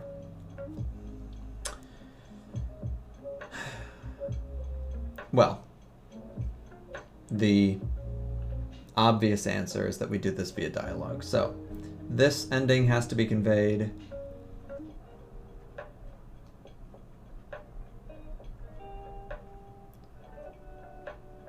via Anna's dialogue.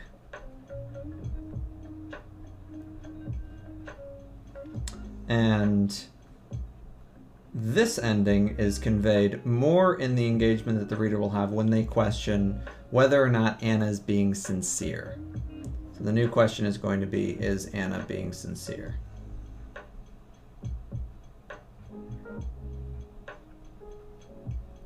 Or is she projecting her hopes and dreams onto this robot so that she can feel better? Probably the latter. How do we structure a character like that? How do we get a character like Anna to feel real, to feel believable?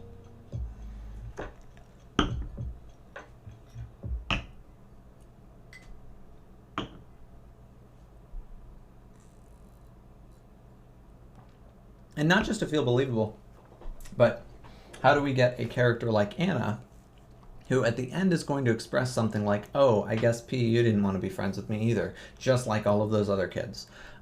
When she delivers a line of dialogue like that, number one, we don't want it to be melodramatic. The line exactly as said right there, tad melodramatic, of course. We haven't written it yet. We will make sure it isn't when we write it. But as we're considering the sincerity of the line and whether or not the reader should be inclined to agree, or not agree, to believe Anna when she says, oh, you don't want to be friends with me anymore, P.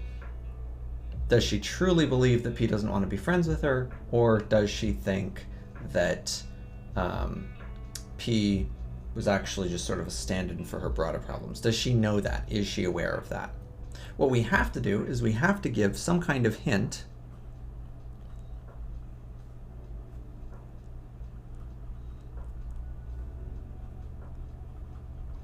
we have to give some hint to Anna's awareness. or said broader awareness.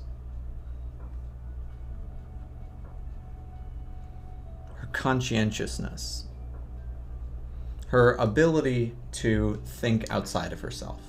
A skill that most 8-year-olds don't have a lot of. We have to hint at her maturity. Now, this is where our characterization already benefits us. The way that we will be characterizing Anna is going to lead a reader to believe that she is more mature than she is.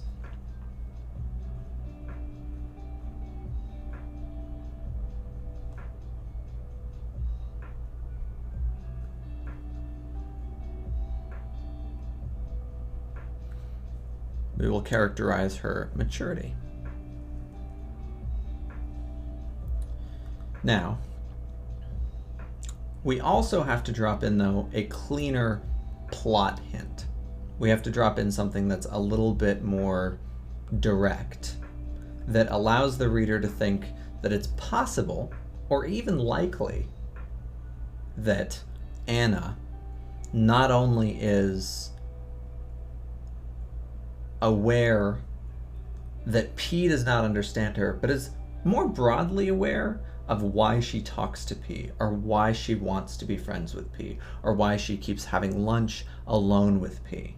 We have to give a hint that Anna knows she's talking to herself.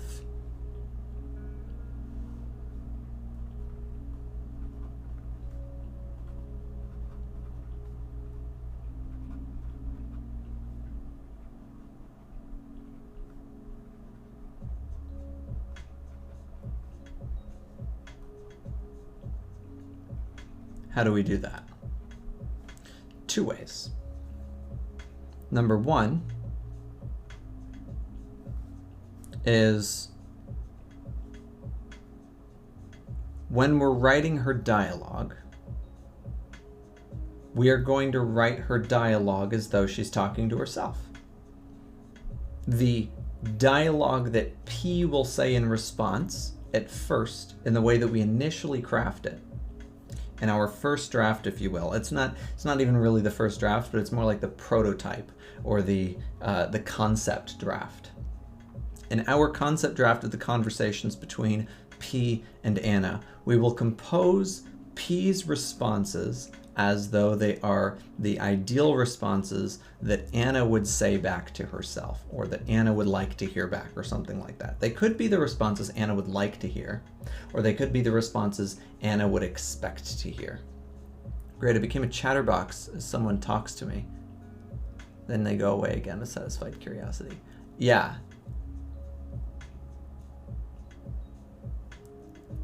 Oh, it's, yeah, they go away again with satisfied curiosity. Oh, that's funny. Yeah, I think, let's see. So, the first thing that we're going to do, this is going to be practical. So the ways that we're going to do this. The first way is going to be practical with the way that we structure the dialogue.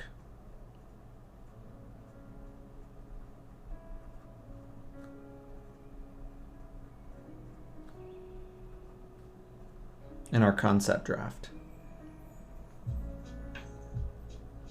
I call that concept draft.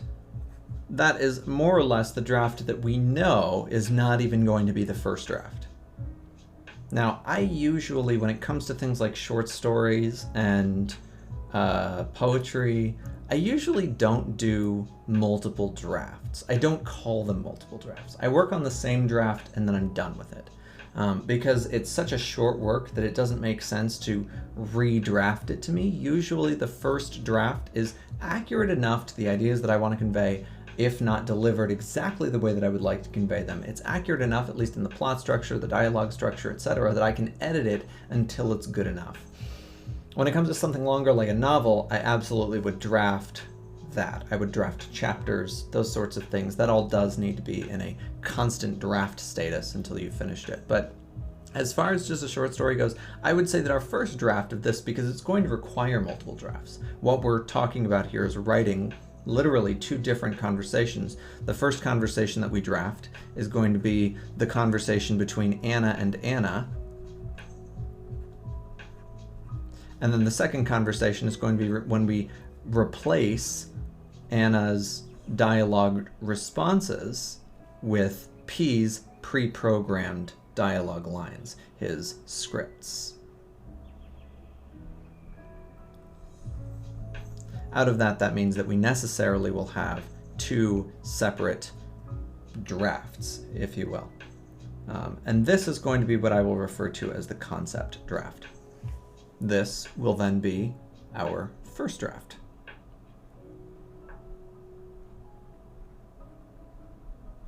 And I'll say first draft plus. So, this is how we will hint that Anna knows she's talking to herself. First is by structuring it in. The second way that we will hint that Anna knows that she's talking to herself is with P's scripted responses. So the first is going to be inherent to the dialogue that Anna says herself.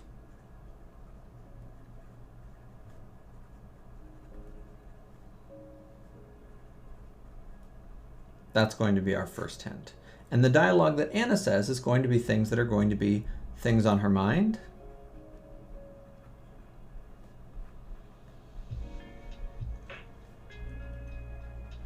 she's going to say things that she thinks she can't tell other people.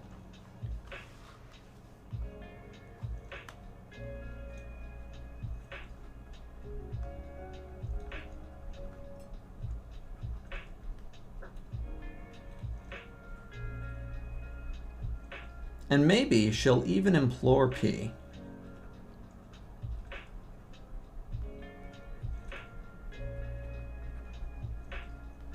not to share what she tells him. But she won't ask him. Instead, what she'll say is, she'll say something along the lines of like, I know you won't tell anyone, P.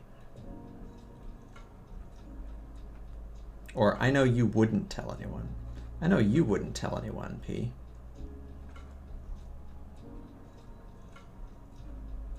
Despite the fact that P has given her no evidence that he will ever shut his mouth. Right? Because P is constantly just repeating the same 8 lines of dialogue to anybody that P encounters. Anyone at all. Her confidence, where does it come from? Maybe it comes from the fact that she knows that P is a robot and not capable of responding to her, genuinely. But the second place that it's going to come from is it's going to come from the lines that P gives in response. When there's that disconnect between what Anna says and what P responds, then we're going to get very obvious hints that Anna should know. Essentially, we're going to erode at the reader's willingness to suspend disbelief. And I'm going to put this more simply as the erode at the reader's good faith. A lot of the story experience that most readers will have in a well-crafted story is a constant erosion of good faith assumptions.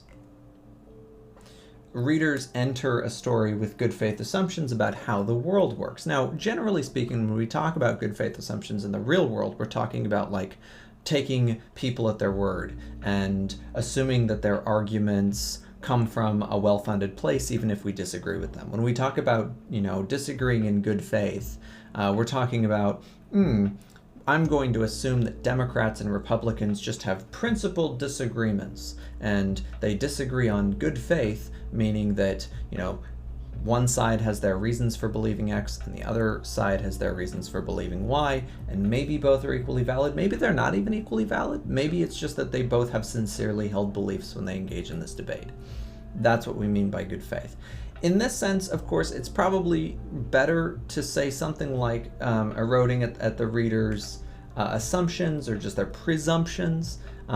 In this case, though, I do think that it's okay to say eroding at the reader's good faith, because what's going to be happening across a story like this, especially a tragic story that has some kind of social commentary to it, you will be eroding at the good faith suppositions that the reader is going to be constantly supposing to excuse away the weird things that are happening, the weird feelings they're having in response to certain emotional or certain elements of the story. They could be emotional elements. They don't have to be emotional elements. So essentially, when a reader reads a story like this, they see that Anna's alone. Just like we were talking about before, they see that Anna's alone and she's eating lunch alone next to a warehouse. What's the first thing they do? They try to justify it, right? They're going to try to justify it. Maybe her dad works at the warehouse, her mom works at the warehouse. Maybe they won't try to justify it too much. Maybe they're not going to employ that much good faith, but they definitely are going to try to justify it some. And maybe they'll also dismiss those justifications really, really quickly. They will then suppose, in good faith, oh, Anna thinks she's having a real conversation with P, right? That's the good faith assumption. We take people and we just sort of assume that they're telling us the truth. We assume that they have sincerely held beliefs, etc. So they're going to be assuming Anna has a sincerely held belief that P is real and really responding to her. They're going to assume that Anna has a sincerely held belief that she is friends with P, etc. Now, we're going to be gradually eroding at that good faith by making Anna's responses to P more and more independent from what the content of what P is saying.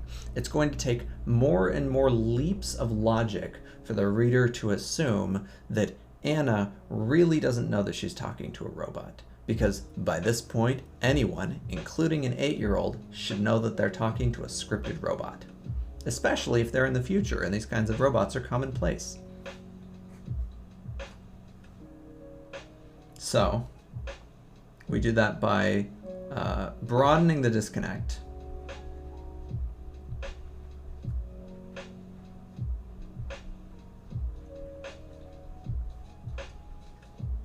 until it's pretty stark. Until it seems that Anna's dialogue is legitimately, completely independent of whatever P is saying. It does not matter what P will say, because Anna's just going to keep talking almost as if she knows she's talking to herself. So that is going to be sort of the central way, our chief method of conveying that Anna knows that she's talking to herself. That's going to be our hint, or quote-unquote hint. I say hint, of course, it doesn't really seem like we're hinting, right? It seems now that we're saying it pretty directly. But the thing is, we are only hinting, because we're not going to confirm it directly. And even if you take it all the way up to that point, there's still going to be that sliver of doubt that Anna was speaking sincerely to the robot. If we don't give that narrative closure of saying directly, and then Anna knew that P was never going to respond to her again, right? If we don't give that closure, the reader will always have a seed of doubt. And that is fun to exploit. So, that's how we're going to hint it. We're going to hint this over the course of 3 conversations. Now, we probably actually, looking at this, could really do it in 2, but we want some kind of emotional turnaround. Now, there are a couple different ways that we could do this. We could do this, I'll call these and I'm trying to think, is it 2 or 3 ways that I'd like to say we can do this? We could do this in, well, we'll start with method A.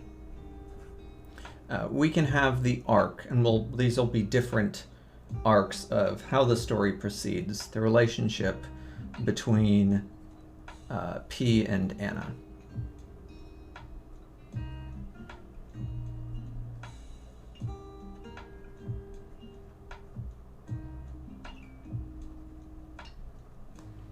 The relationship between P and Anna will progress in one of these ways.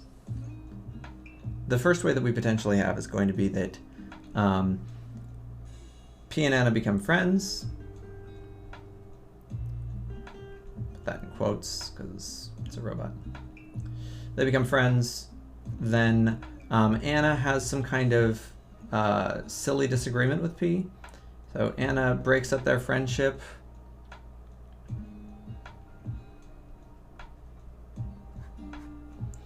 And then she tries to, make amends, but it's not going to work because P has been serviced.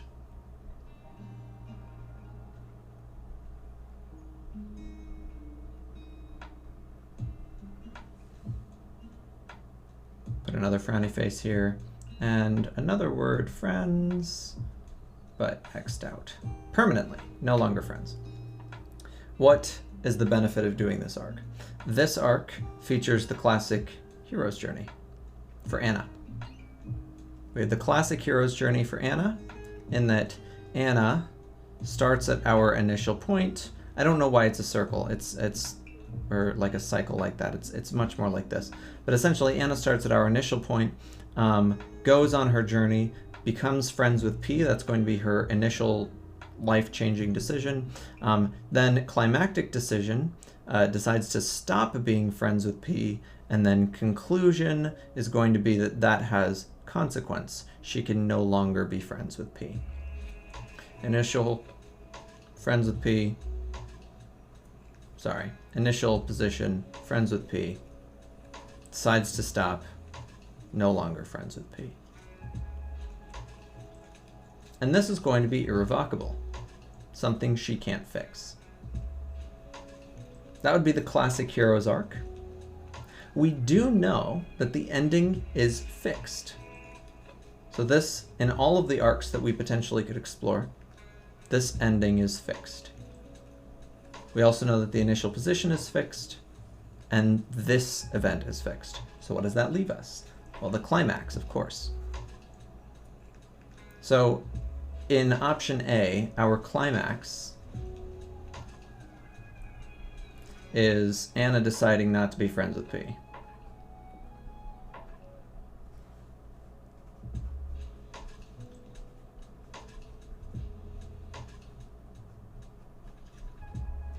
This ending their friendship.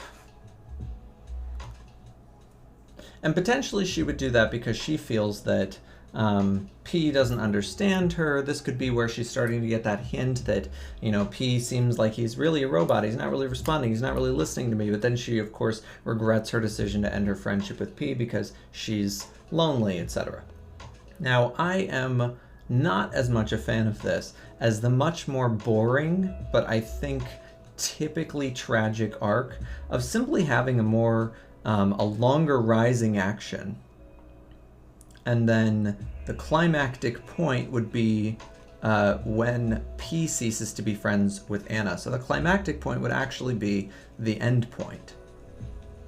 Now, when I initially conceived of it, this is sort of what I had in mind.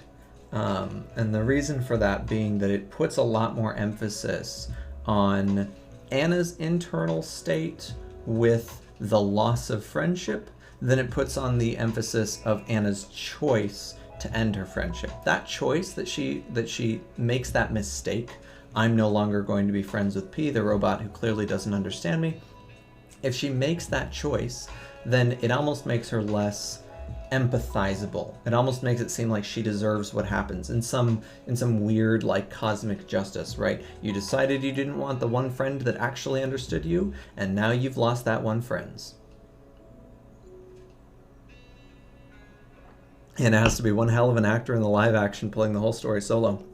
I was going to ask if this is okay. I think it's doable if she gets into something like Little City Adventures. Yeah, I think as far as, the rising action like this, it definitely, she does need to get into slightly more adventure-ish things to make this part, this rising action, engaging. The climax is going to be naturally engaging because we've become invested in the relationship between P and Anna. And that's going to be the thing that this rising action has to function for in the story under Model B, we need to have this increasing investment in the relationship between P and Anna. Now, investments in relationships often happen for a couple of reasons. Number one, characters need to have choice. So we do need to emphasize the degree to which Anna and P both, or at least especially Anna, seems that she has a choice in this relationship that she's developing, or at least that choice is being meaningfully exercised to some degree. Her own choice, not necessarily her choice to be in a friendship with P. I'll get to that in a moment. But the second thing that we have to do is we also have to make their ongoing relationship deepen in terms of stakes. There has to be a real sense of loss felt when P is dismembered, or whatever is going to happen over here, desurfaced. I really want P to be taken apart at the end of the story, and I feel kind of cruel for that, to be honest. But damn, never mind. It's totally better if P just goes back to working at the warehouse. The cruel person in me did want P to be taken apart. Disassembled, that's the word that I was looking for, not dismembered. But no, it is totally better if P goes back to working at the warehouse. So P goes back, or no, she would recognize the number if she really felt like she and P were friends. I was gonna say it could be a different robot, but that robot would be like IMP03176. So P goes back to working in the warehouse.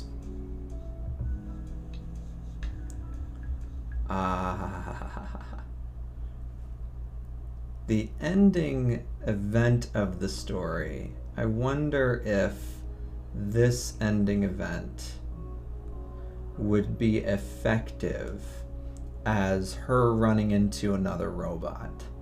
If she runs into P0317 and she asks, "Where is P?" It seems plausible to me.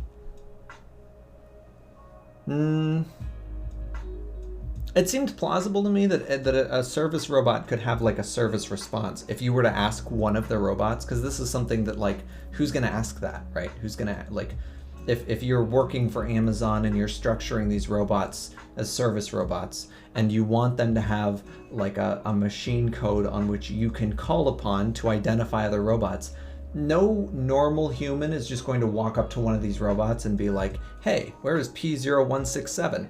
Can you give me a status report?" No one's going to do that unless they work at the Amazon factory. So it is plausible that the robots, when asked, "Where is P0167 or whatever," then would actually respond with like trying to give a location for this robot. And perhaps it would give like a brief status update, like P0167 returned to operational capacity. Okay, you have convinced me an army of P's in this story. I feel like that would be very effective. And then she comes up to the robot. She asks where P is. She actually gets a status update, and then she goes up. And I'm sort of picturing the last scene of the story as she goes up to the warehouse, and she just sees P working with the other robots, and she realizes that P isn't like her after all. That's objectively, I think, yeah, I sold myself on the ending there. Okay. I'm very happy about that. So, sees P working.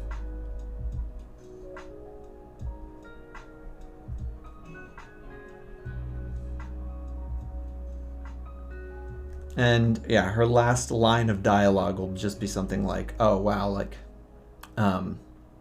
you're not like me after all, P." Something like that. We'll fix that later.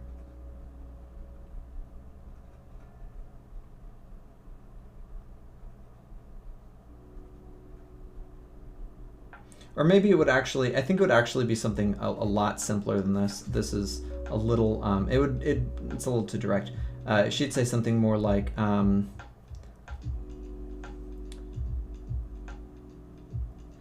she could say one of two things. I feel like she could reflect inward and say something like, I thought you were my friend. But that feels weirdly possessive and like not empathizable. So, and because it's not that she's not happy for P, right? And you'd think if she's like an empathetic character, if she's somebody that we want to be rooting for, even in this tragic sense, then you would want her to be happy for P that he can go back to normal society, robot society. So, in that sense, we want her line of dialogue probably to be more emotional state focused or mood state focused. We want it to be something that's a little bit more like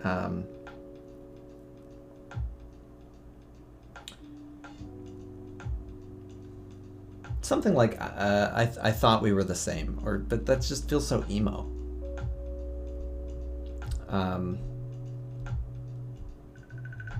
I'll stick with the initial. Yeah, we'll rewrite that later. We'll just say you're not like me after all.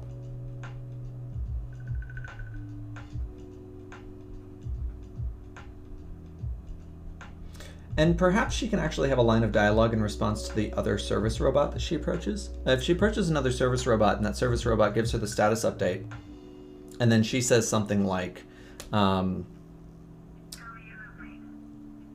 I thought we were the same, or something like that. She says that to the other service robot. The other service robot like could give her another scripted line of dialogue. We could essentially continue this, I say gimmick, I don't really mean gimmick, but we'll say gimmick. We could essentially continue this little gimmick, this little dialogue gimmick, but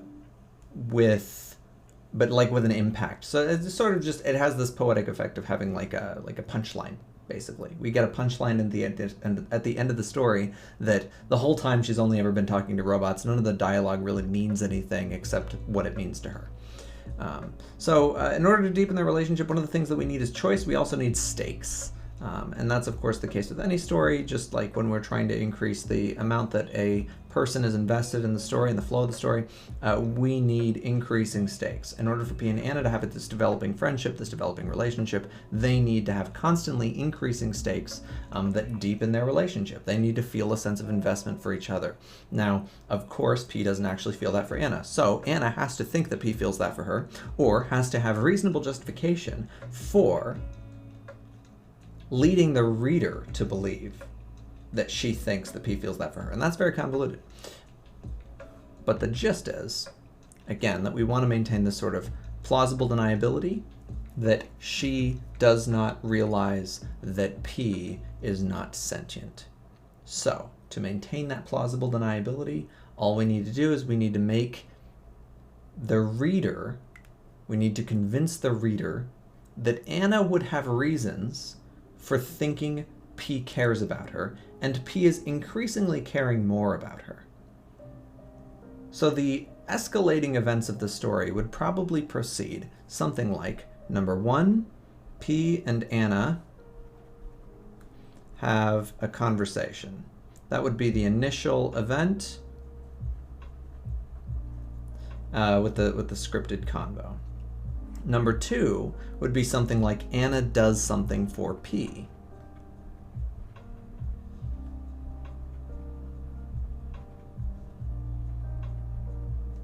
Now this could be, and I think this is the point where the character choice is actually going to matter. P, I think, in the line of dialogue is going to be constantly saying something along the lines of like, please press service button on front panel or something like that. And by the second conversation, Anna is going to press that service button.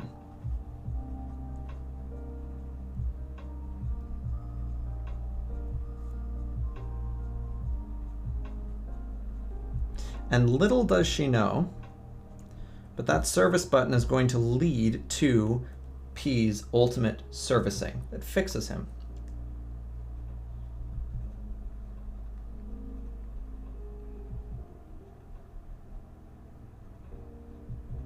She, when she met P and had a conversation with him and interacted with him, ended up pushing the button that got him serviced and fixed. so he could reintegrate into robot society.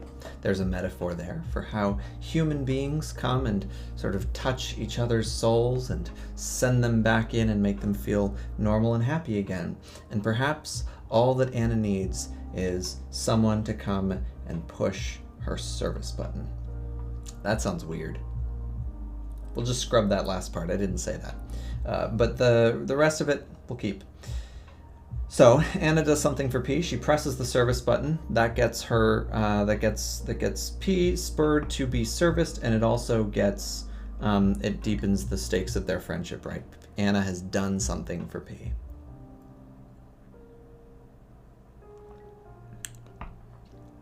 And then we need P to do something for Anna. This is where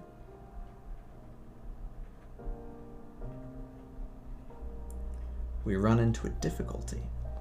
What can P do for Anna that would be within his service protocols?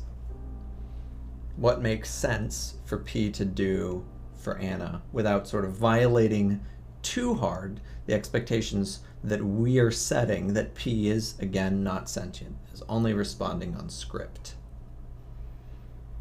So we have some options, and we're very, very largely thinking off the cuff here. But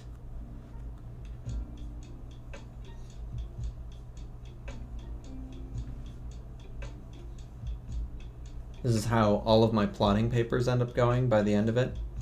Dad is secretly sending her things for Anna. Ooh. Oh, that's cute. Dad is secretly sending her things. That's cute. Huh. I like that. I'm trying to think how the dad would contact, or like how that would be done. So she would misinterpret. Yeah, okay. So she could misinterpret agency.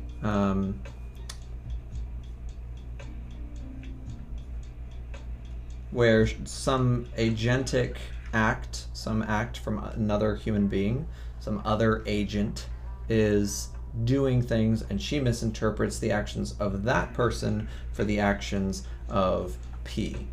That's one. We have also potentially that the thing is that I'm struggling to think of like what the robot can actually do. So we need like sort of concrete actions the robot could actually do that would help her. For instance, and actually, you know what? I will think these are absurd. I always start with absurd ideas, and then I try to like narrow down to less and less absurd ideas. So we'll start out with the absolute absurd ideas here.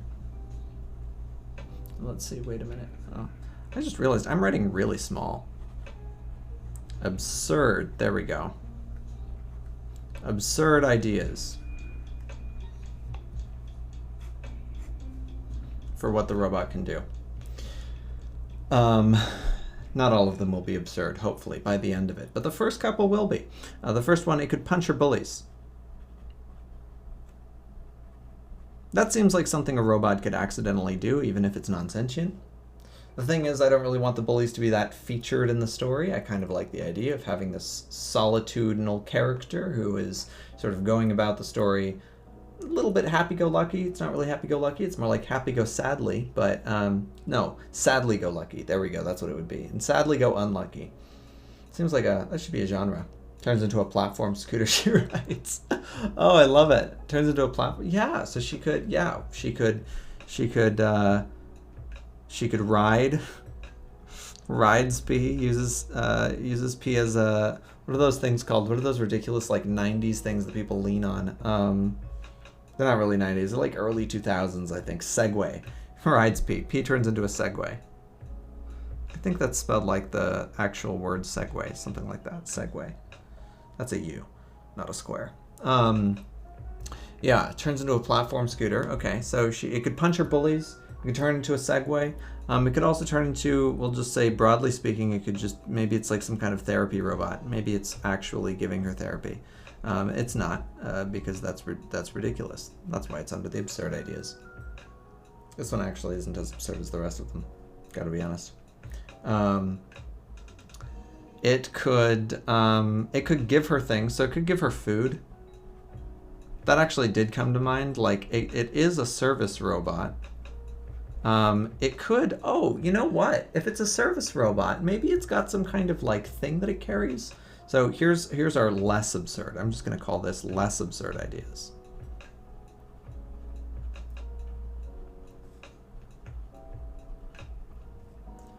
And at some point, the less absurd ideas will sort of narrow down into the actual idea. The robot actually, so it's some kind of warehouse robot, right? So if it's a warehouse robot, it's going to be carrying things from one thing to another. So maybe it has some kind of box for carrying goods.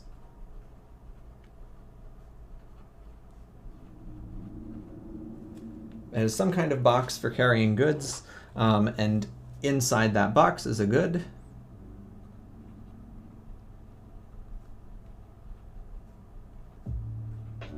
Inside the box is some kind of Amazon product, and it decides to, it doesn't decide, it gives her, it just opens kangaroo pee. Kangaroo pee. It turns into a kangaroo. Because it would have a pouch. Oh, I love that. Oh, I thought you were saying that it would turn into something that she would like hop, then she would ride it. Oh, that's why. My brain jumps to the most absurd possible conclusion out of that. Yes, kangaroo pee. I actually really like that. I'm jotting that down. That's really awesome. Kangaroo pee. I don't know why that amuses me so much. Inside the box is some good, and it gives her the good. So it's got a box or a pouch. I like that better, actually. I like the idea of it being called a pouch, because I feel like that's what she would call it. She would call it a pouch. Inside the pouch is some kind of good, and then she takes the good, she takes it as a gift, right? She thinks it's some kind of gift. Question is, what would the good be?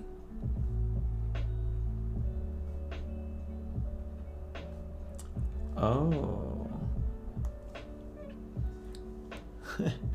Yeah, it would work well. I'm not opposed to Australia. I think Australia is a fine place for it to be set.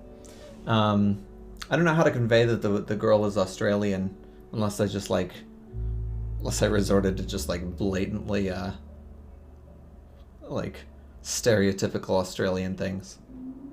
She got lost at sea while drinking beer on a mattress. That's Australia for you. Actual news article that happened recently. Hilarious. Great read. Highly recommend. I think it was on Vox. No, not Vox. Vice. So she thinks it's some kind of gift. Now I'm thinking there are a couple of different options for what this good or what this gift would be. Because it would have to be something that would mean a lot to her. But the thing is, anything would mean a lot to her. If she actually thinks that she's friends with P, anything that P gives her, she's going to think means a lot.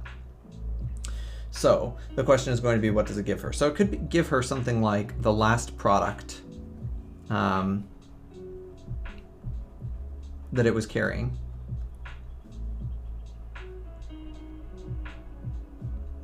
But I would rather do something a little bit more symbolic, or something that could be interpreted a little bit more liberally within the context of storytelling as sort of a device here.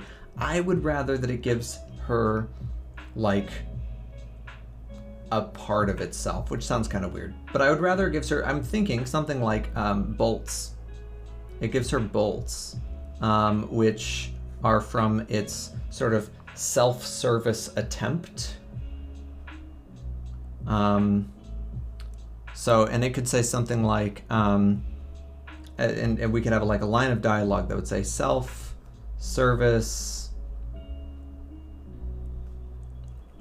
attempt failure, and then it would identify the bolts. It would say bolts, and then they'd be like numbered or something. Number X, blah, blah, blah, whatever. Removed for, And then it could be removed for some kind of reason, right? It would be removed for maybe safety. Possible reasons, we'll say, we'll just list these as well.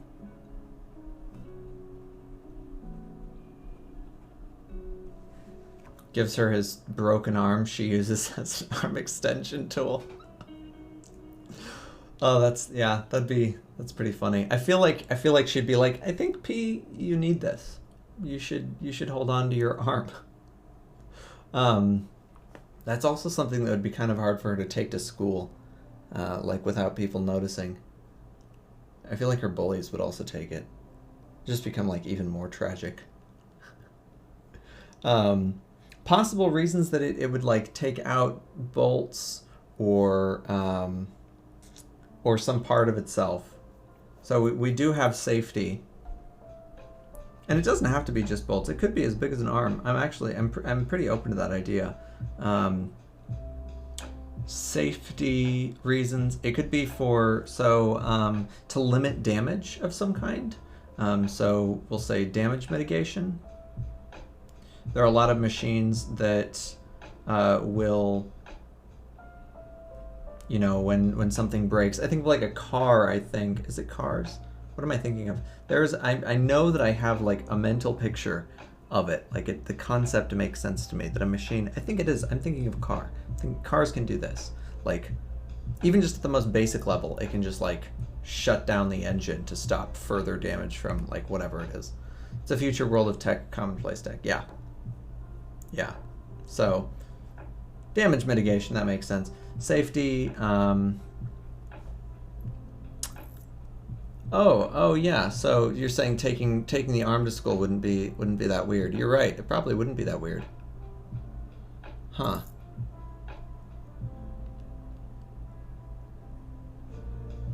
She's learning mechanics at 8 years old. At 8, is that an age to start learning mechanics if you're not in like, I was gonna say West Virginia, but if you're in West Virginia, you're like learning coal mining at 8 years old. So yeah, even mechanics at 8 years old. Maybe Ohio you're learning, but no, I feel like you're still learning like steel milling. I am like giving fully into the stereotypes of states, by the way, just to be clear. That is my honest impression of West Virginia, is that you would learn coal mining at 8 years old. I think that's accurate. So safety, damage, yeah, but that's the problem though. If she is learning mechanics at 8 years old, if that was like a legitimate thing, she probably would be a little bit keener to know that the robot is a robot. It would erode at the disbelief. It would erode at the disbelief in a good way, potentially, that the audience should have that she is not aware of the fact that P is a robot. So in that sense, it would accomplish our initial goal, that we want to be eroding at this good faith that we have, or that the reader would have, that she is unaware. But at the same time, I feel like it may erode at that good faith a little bit too quickly. It could result in an immediate erosion, as opposed to the more gradual, as you realize that her dialogue isn't matching up, and those sorts of little things that pile on. So it could have possible reasons, including safety, damage mitigation. It could, for dismantling part of itself, freedom. I put freedom in quotes here, but I think of like the wolf that gnaws off its own arm in order to get free. Perhaps it disassembled like a wheel or a leg or an arm or something like that in order to be able to get out of a difficult place, and now it can't get back in. Problem is, if it dismantled that thing, how is it going to give it to her? Because it probably got caught in something, right? We need to have, there's like more things to think about through that. And I'm not necessarily sure. So what we end up then with that kind of message though, if it gnawed off its arm for freedom, for instance, and then it gives her its arm, we're essentially like associating the arm with freedom. And then it gives the arm to her, so it's giving her its freedom symbolically. Something like that would be occurring. And that's not quite, I think, I think that wouldn't be in line with the overall moral or message. The theme. There we go.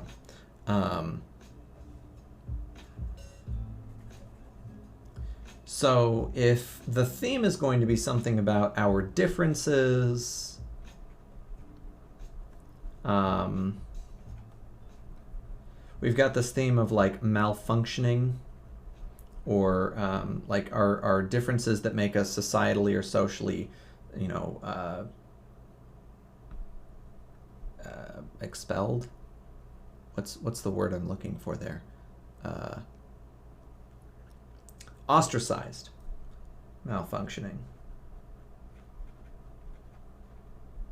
And then we get this sort of resulting in ostracization.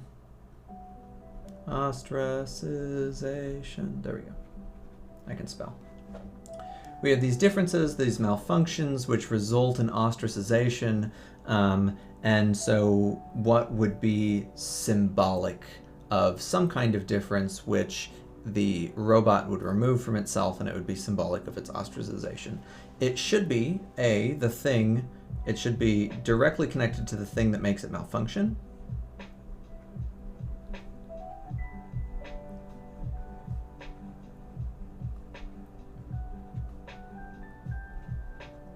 And then B, it should be something essential.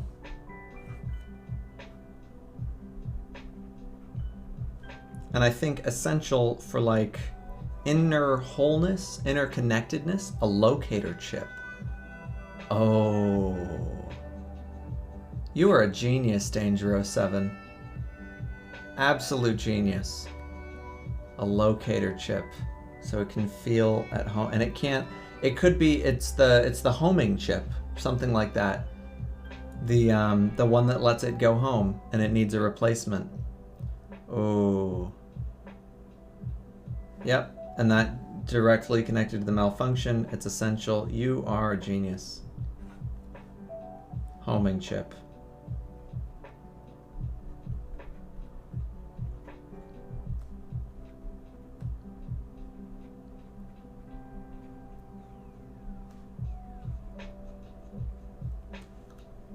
A homing or a locator chip, yeah. So, and the reason I think homing is that it would be something that prevents it from going home, as opposed to it preventing it from being located. Because although it probably is it is preventing it from being located as well. So it would probably just be a broader GPS chip entirely. So just the GPS chip. Is GPS in chips, or is it an antenna? GPS chip? Is that a thing?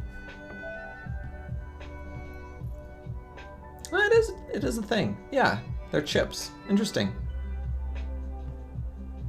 Perfect. A locator chip. It gives her its locator chip. Does that have... I'm trying to think, what's the symbolism for it giving it to her? Because there's the symbolism for it losing the locator chip, and that perfectly aligns. The symbolism for it giving it to her... Oh, oh my god, yeah, that it's like, it finds home or whatever in friendship with her. Perfect. There we go. Okay, so... back to our plotting, then that would absolutely tie everything together.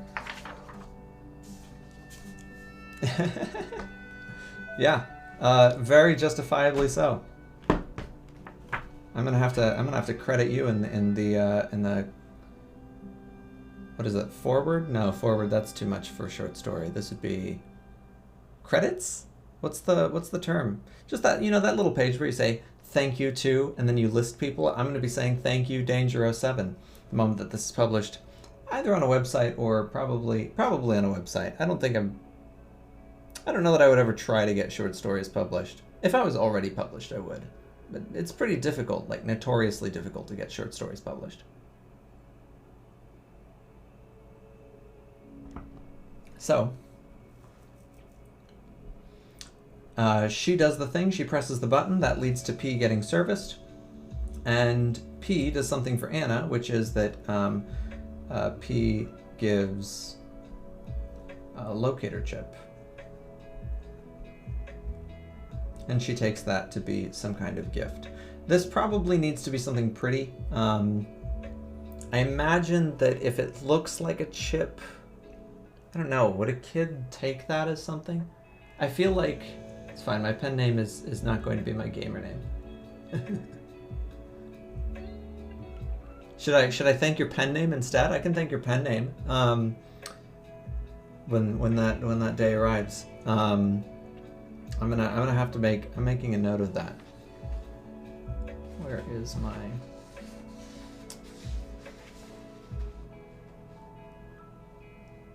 So the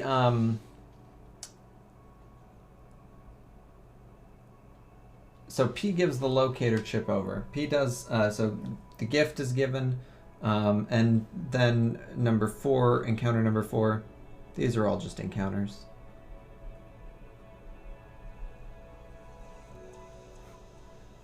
Encounter number 4 is going to be where P is no more. So P is no longer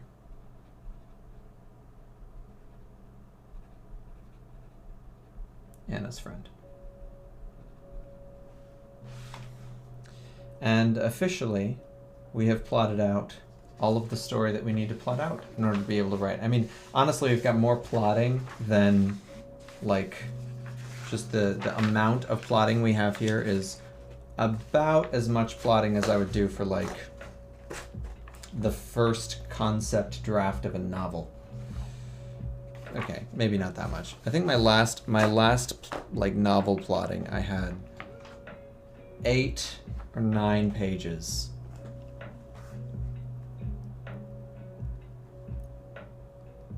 The thanks is there. The thanks will be there. I am a thankful person. I'm a thankful person for all of you.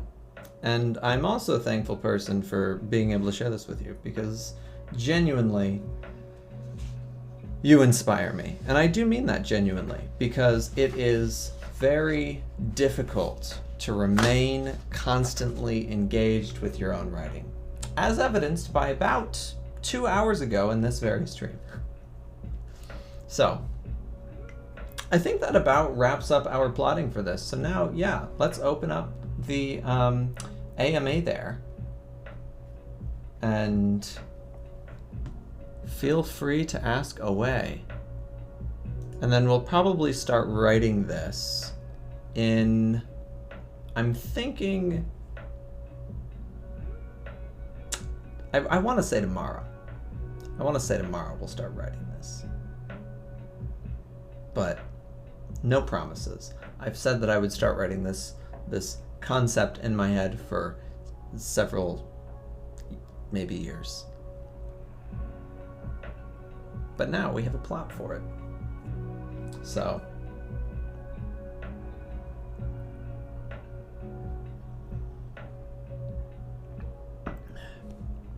and it is all thanks to you.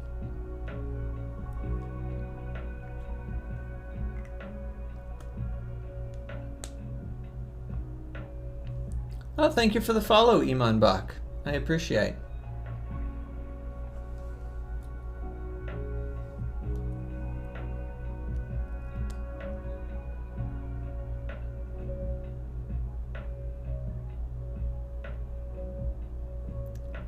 Let's see here.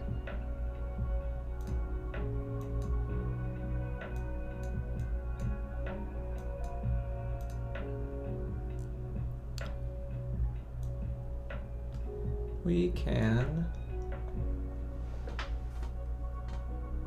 get this guy. Boom, there we go. Actually, we're gonna do Chrome. Been learning writing for 2+ years. My notes are a part of the problem. Any tips for intertwining writing topic notes? Writing topic notes. What do you mean by that? For intertwining writing topic notes. Been learning writing for 2+ years. My notes are part of the problem. Intertwining writing. Yeah. I'm not sure what we mean writing topic notes, so.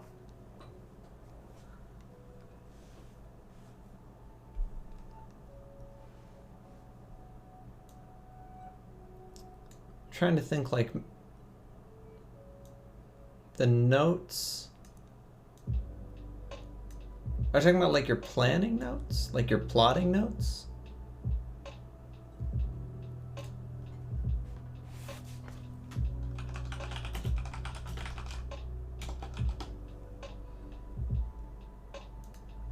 The writing topic has an intertwining of plot, setting, character.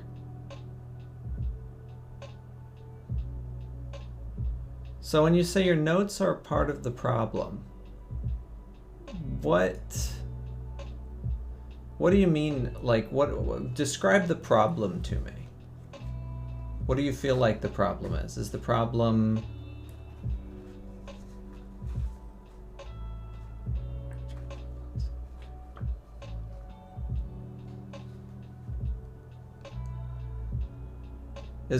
problem like getting started, or like crafting, or continuing?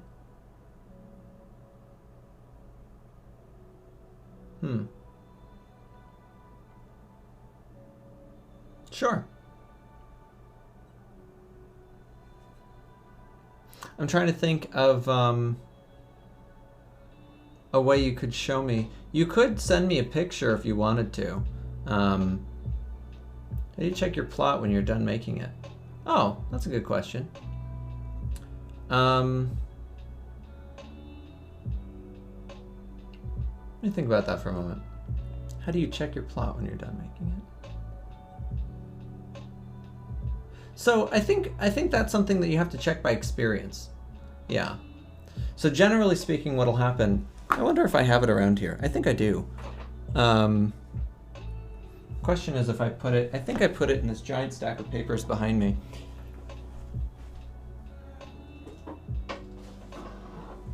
Let's see. I have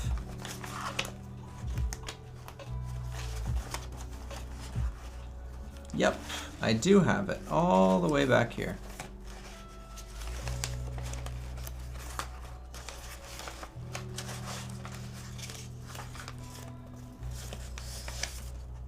I think this is a good example, although all of this is technically part of it still. Yep. Whew. There was so much plotting for this. EQ 14, 34. There we go. This should be all of it. At least for now.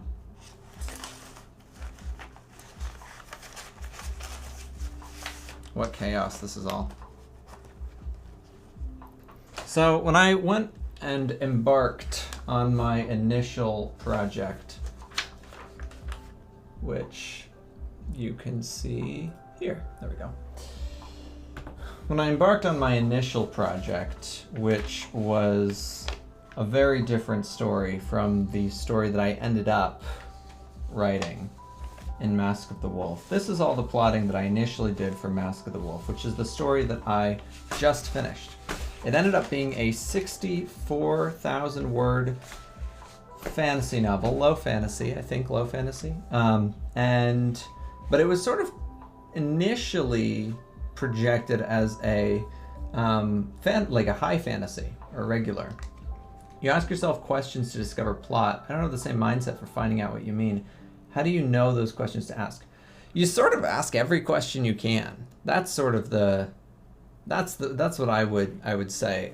I come from a particularly unique, it's not that unique. I come from a background in academia, and you get used to, when you're writing a bunch of academic stuff, you get really, really used to just like asking questions of every single sentence. So when you're writing an academic essay, you have your thesis statement and you say, I argue that the evolutionary basis for morality can be found in our intuitions instead of in our rational thinking.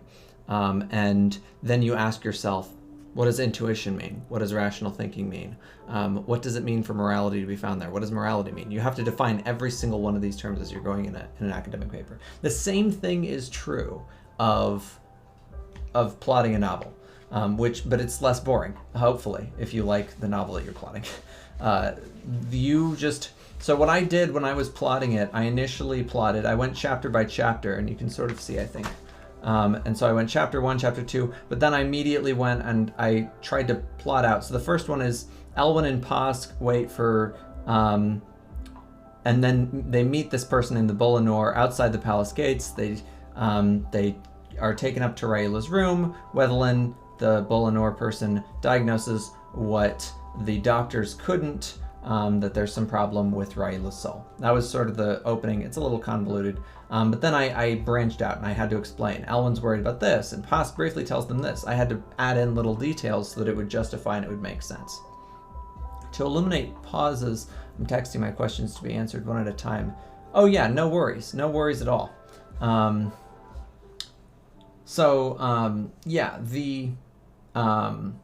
As I was going through this, I started off with my initial outset for this is how I'm going to plot chapter 1, and then I tried to fill in the details about characters' emotional states, what they're worried about, and just little things that are going to happen in the conversations. And then as I went, I would end up with some kind of question. I'm trying to see where the first one happens. First one happens here. I have a reference. And I was really meticulously organized about this. It turned out not to matter at all because I didn't write this story. I wrote a completely different story in the end. The story that I actually wrote, Mask of the Wolf, which this initially was, just was a completely different story. This character, Elwyn, that you spend the first whatever chapters with, I cut him. He's not in the story. So, like I said, totally different story that I ended up writing. But essentially, as it went on, I would then, this one I starred, I think. Does a star mean something? I essentially had this code. That's the gist. As I'm going, chapter 19, there we go. Here we are. Here is, I think, the more initial plotting that I started out with. This is like page 3 or 4 of it. But I actually went, like, you can follow this along the way. And each one of these, I then went on and I had a separate sheet of just questions. So EQ 12 corresponds to wherever EQ 12 is. And I would ask, how does Raela not have a soul, right? That was something that popped up in like chapter 1. The gist was the premise is that she's not going to have a soul. And I would ask, how does she not have a soul? And what are the consequences of that? Why does it matter that she doesn't have a soul? Why should people have souls? What do souls functionally do in this world? You just have to keep asking all of the most basic questions that you feel like you should be able to take for granted. You can't take any of it for granted. Is it a big trouble to get more variance on your stream's resolution? I ask, hoping it's not. To get more variance on your stream's resolution. You're talking about like this stream, the live stream. I think as far as you're talking about like the you're talking about like the quality, right? You're like literal resolution. Not resolution is like ending. Is it big trouble to get more variance? I don't know. I'll have to look into that. I'll see if Bigfoot knows. What kind of quality is it doing right now? Let me see. Does it give you different qualities that you can use? Show player. Oops. Nope, that's not what I wanted. I didn't want to clip that. That's the wrong button. 1080p settings, quality. Wow, I can't lower that. No worries. Yeah. I don't know how to do that. Okay, well, I'll figure that out. That's a really good, that's a really good thing. Thanks for telling me. I didn't even know that. I didn't know that it could only be in, that's ridiculous.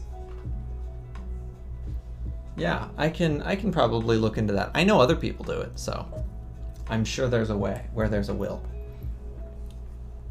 But yeah, I appreciate you tuning in with me today, man. And I use man non-gender just to be clear. But I appreciate everyone who would tune in. And very significantly, I think we will go ahead and probably raid another human, another streaming human, unless there is You a developmental editor and a teacher? I am a developmental editor and a teacher. I teach psych though. I teach psychology, so not writing. I don't teach, although I teach writing in the psych class, but I don't like straight up teach writing or English or anything like that. I think a lot of the other writers or a lot of the other streamers who are writers who are also teachers, and by that I think I'm talking about like an audience of like 2 people. But those people, for the most part, I think they actually teach English. I don't teach English, and I would not pretend to. But I also do developmental editing. In the past, that was mostly for academic works, but now it is also opening up into fiction as well, because I enjoy it. That is the most justification I feel like I have. Yeah, I've been editing for, I think, 6 years. I've been in the businesses of editing. It's work comes and goes. It's generally pleasurable though. I generally enjoy it. Unless I'm doing, what is that called? Eye of Argon, or what was the even worse one? My Immortal. There you go. My Immortal. That was a nightmare. That was an immortal living nightmare. Totally good though. The stream's still there if you're looking for the other questions are at home. Yeah, well, always feel free to bring them back, and I look forward to them. I greatly do. Thank you for tuning in, and we will jump over. If you haven't already checked out, and I hope they're still streaming. Let's see, well, actually we won't do the / yet. I think Coffee Quills, Channel Jorp, both of them super solid. Bigfoot Bjornson though, gotta jump over to my man Bigfoot Bjornson. I think we will do that then. Peace and love, family. I greatly appreciate you all, and I look forward to seeing you next time. Hopefully tomorrow, maybe. But if not, it'll be later. Maybe next week. Next week, we at least will stream once a week. That's going to be my very hopeful pledge to you that, with any luck, won't end in an arc of tragedy. Raid Bigfoot. How do I spell that? Is it? Well, you gotta have such a long name, Bigfoot Bjornson. Bigfoot Bjornson. Is it E-N or is it O-N? It's E-N. Perfect. Raid Bigfoot Bjornson. Boom. Okay. Rockin'. Peace and love.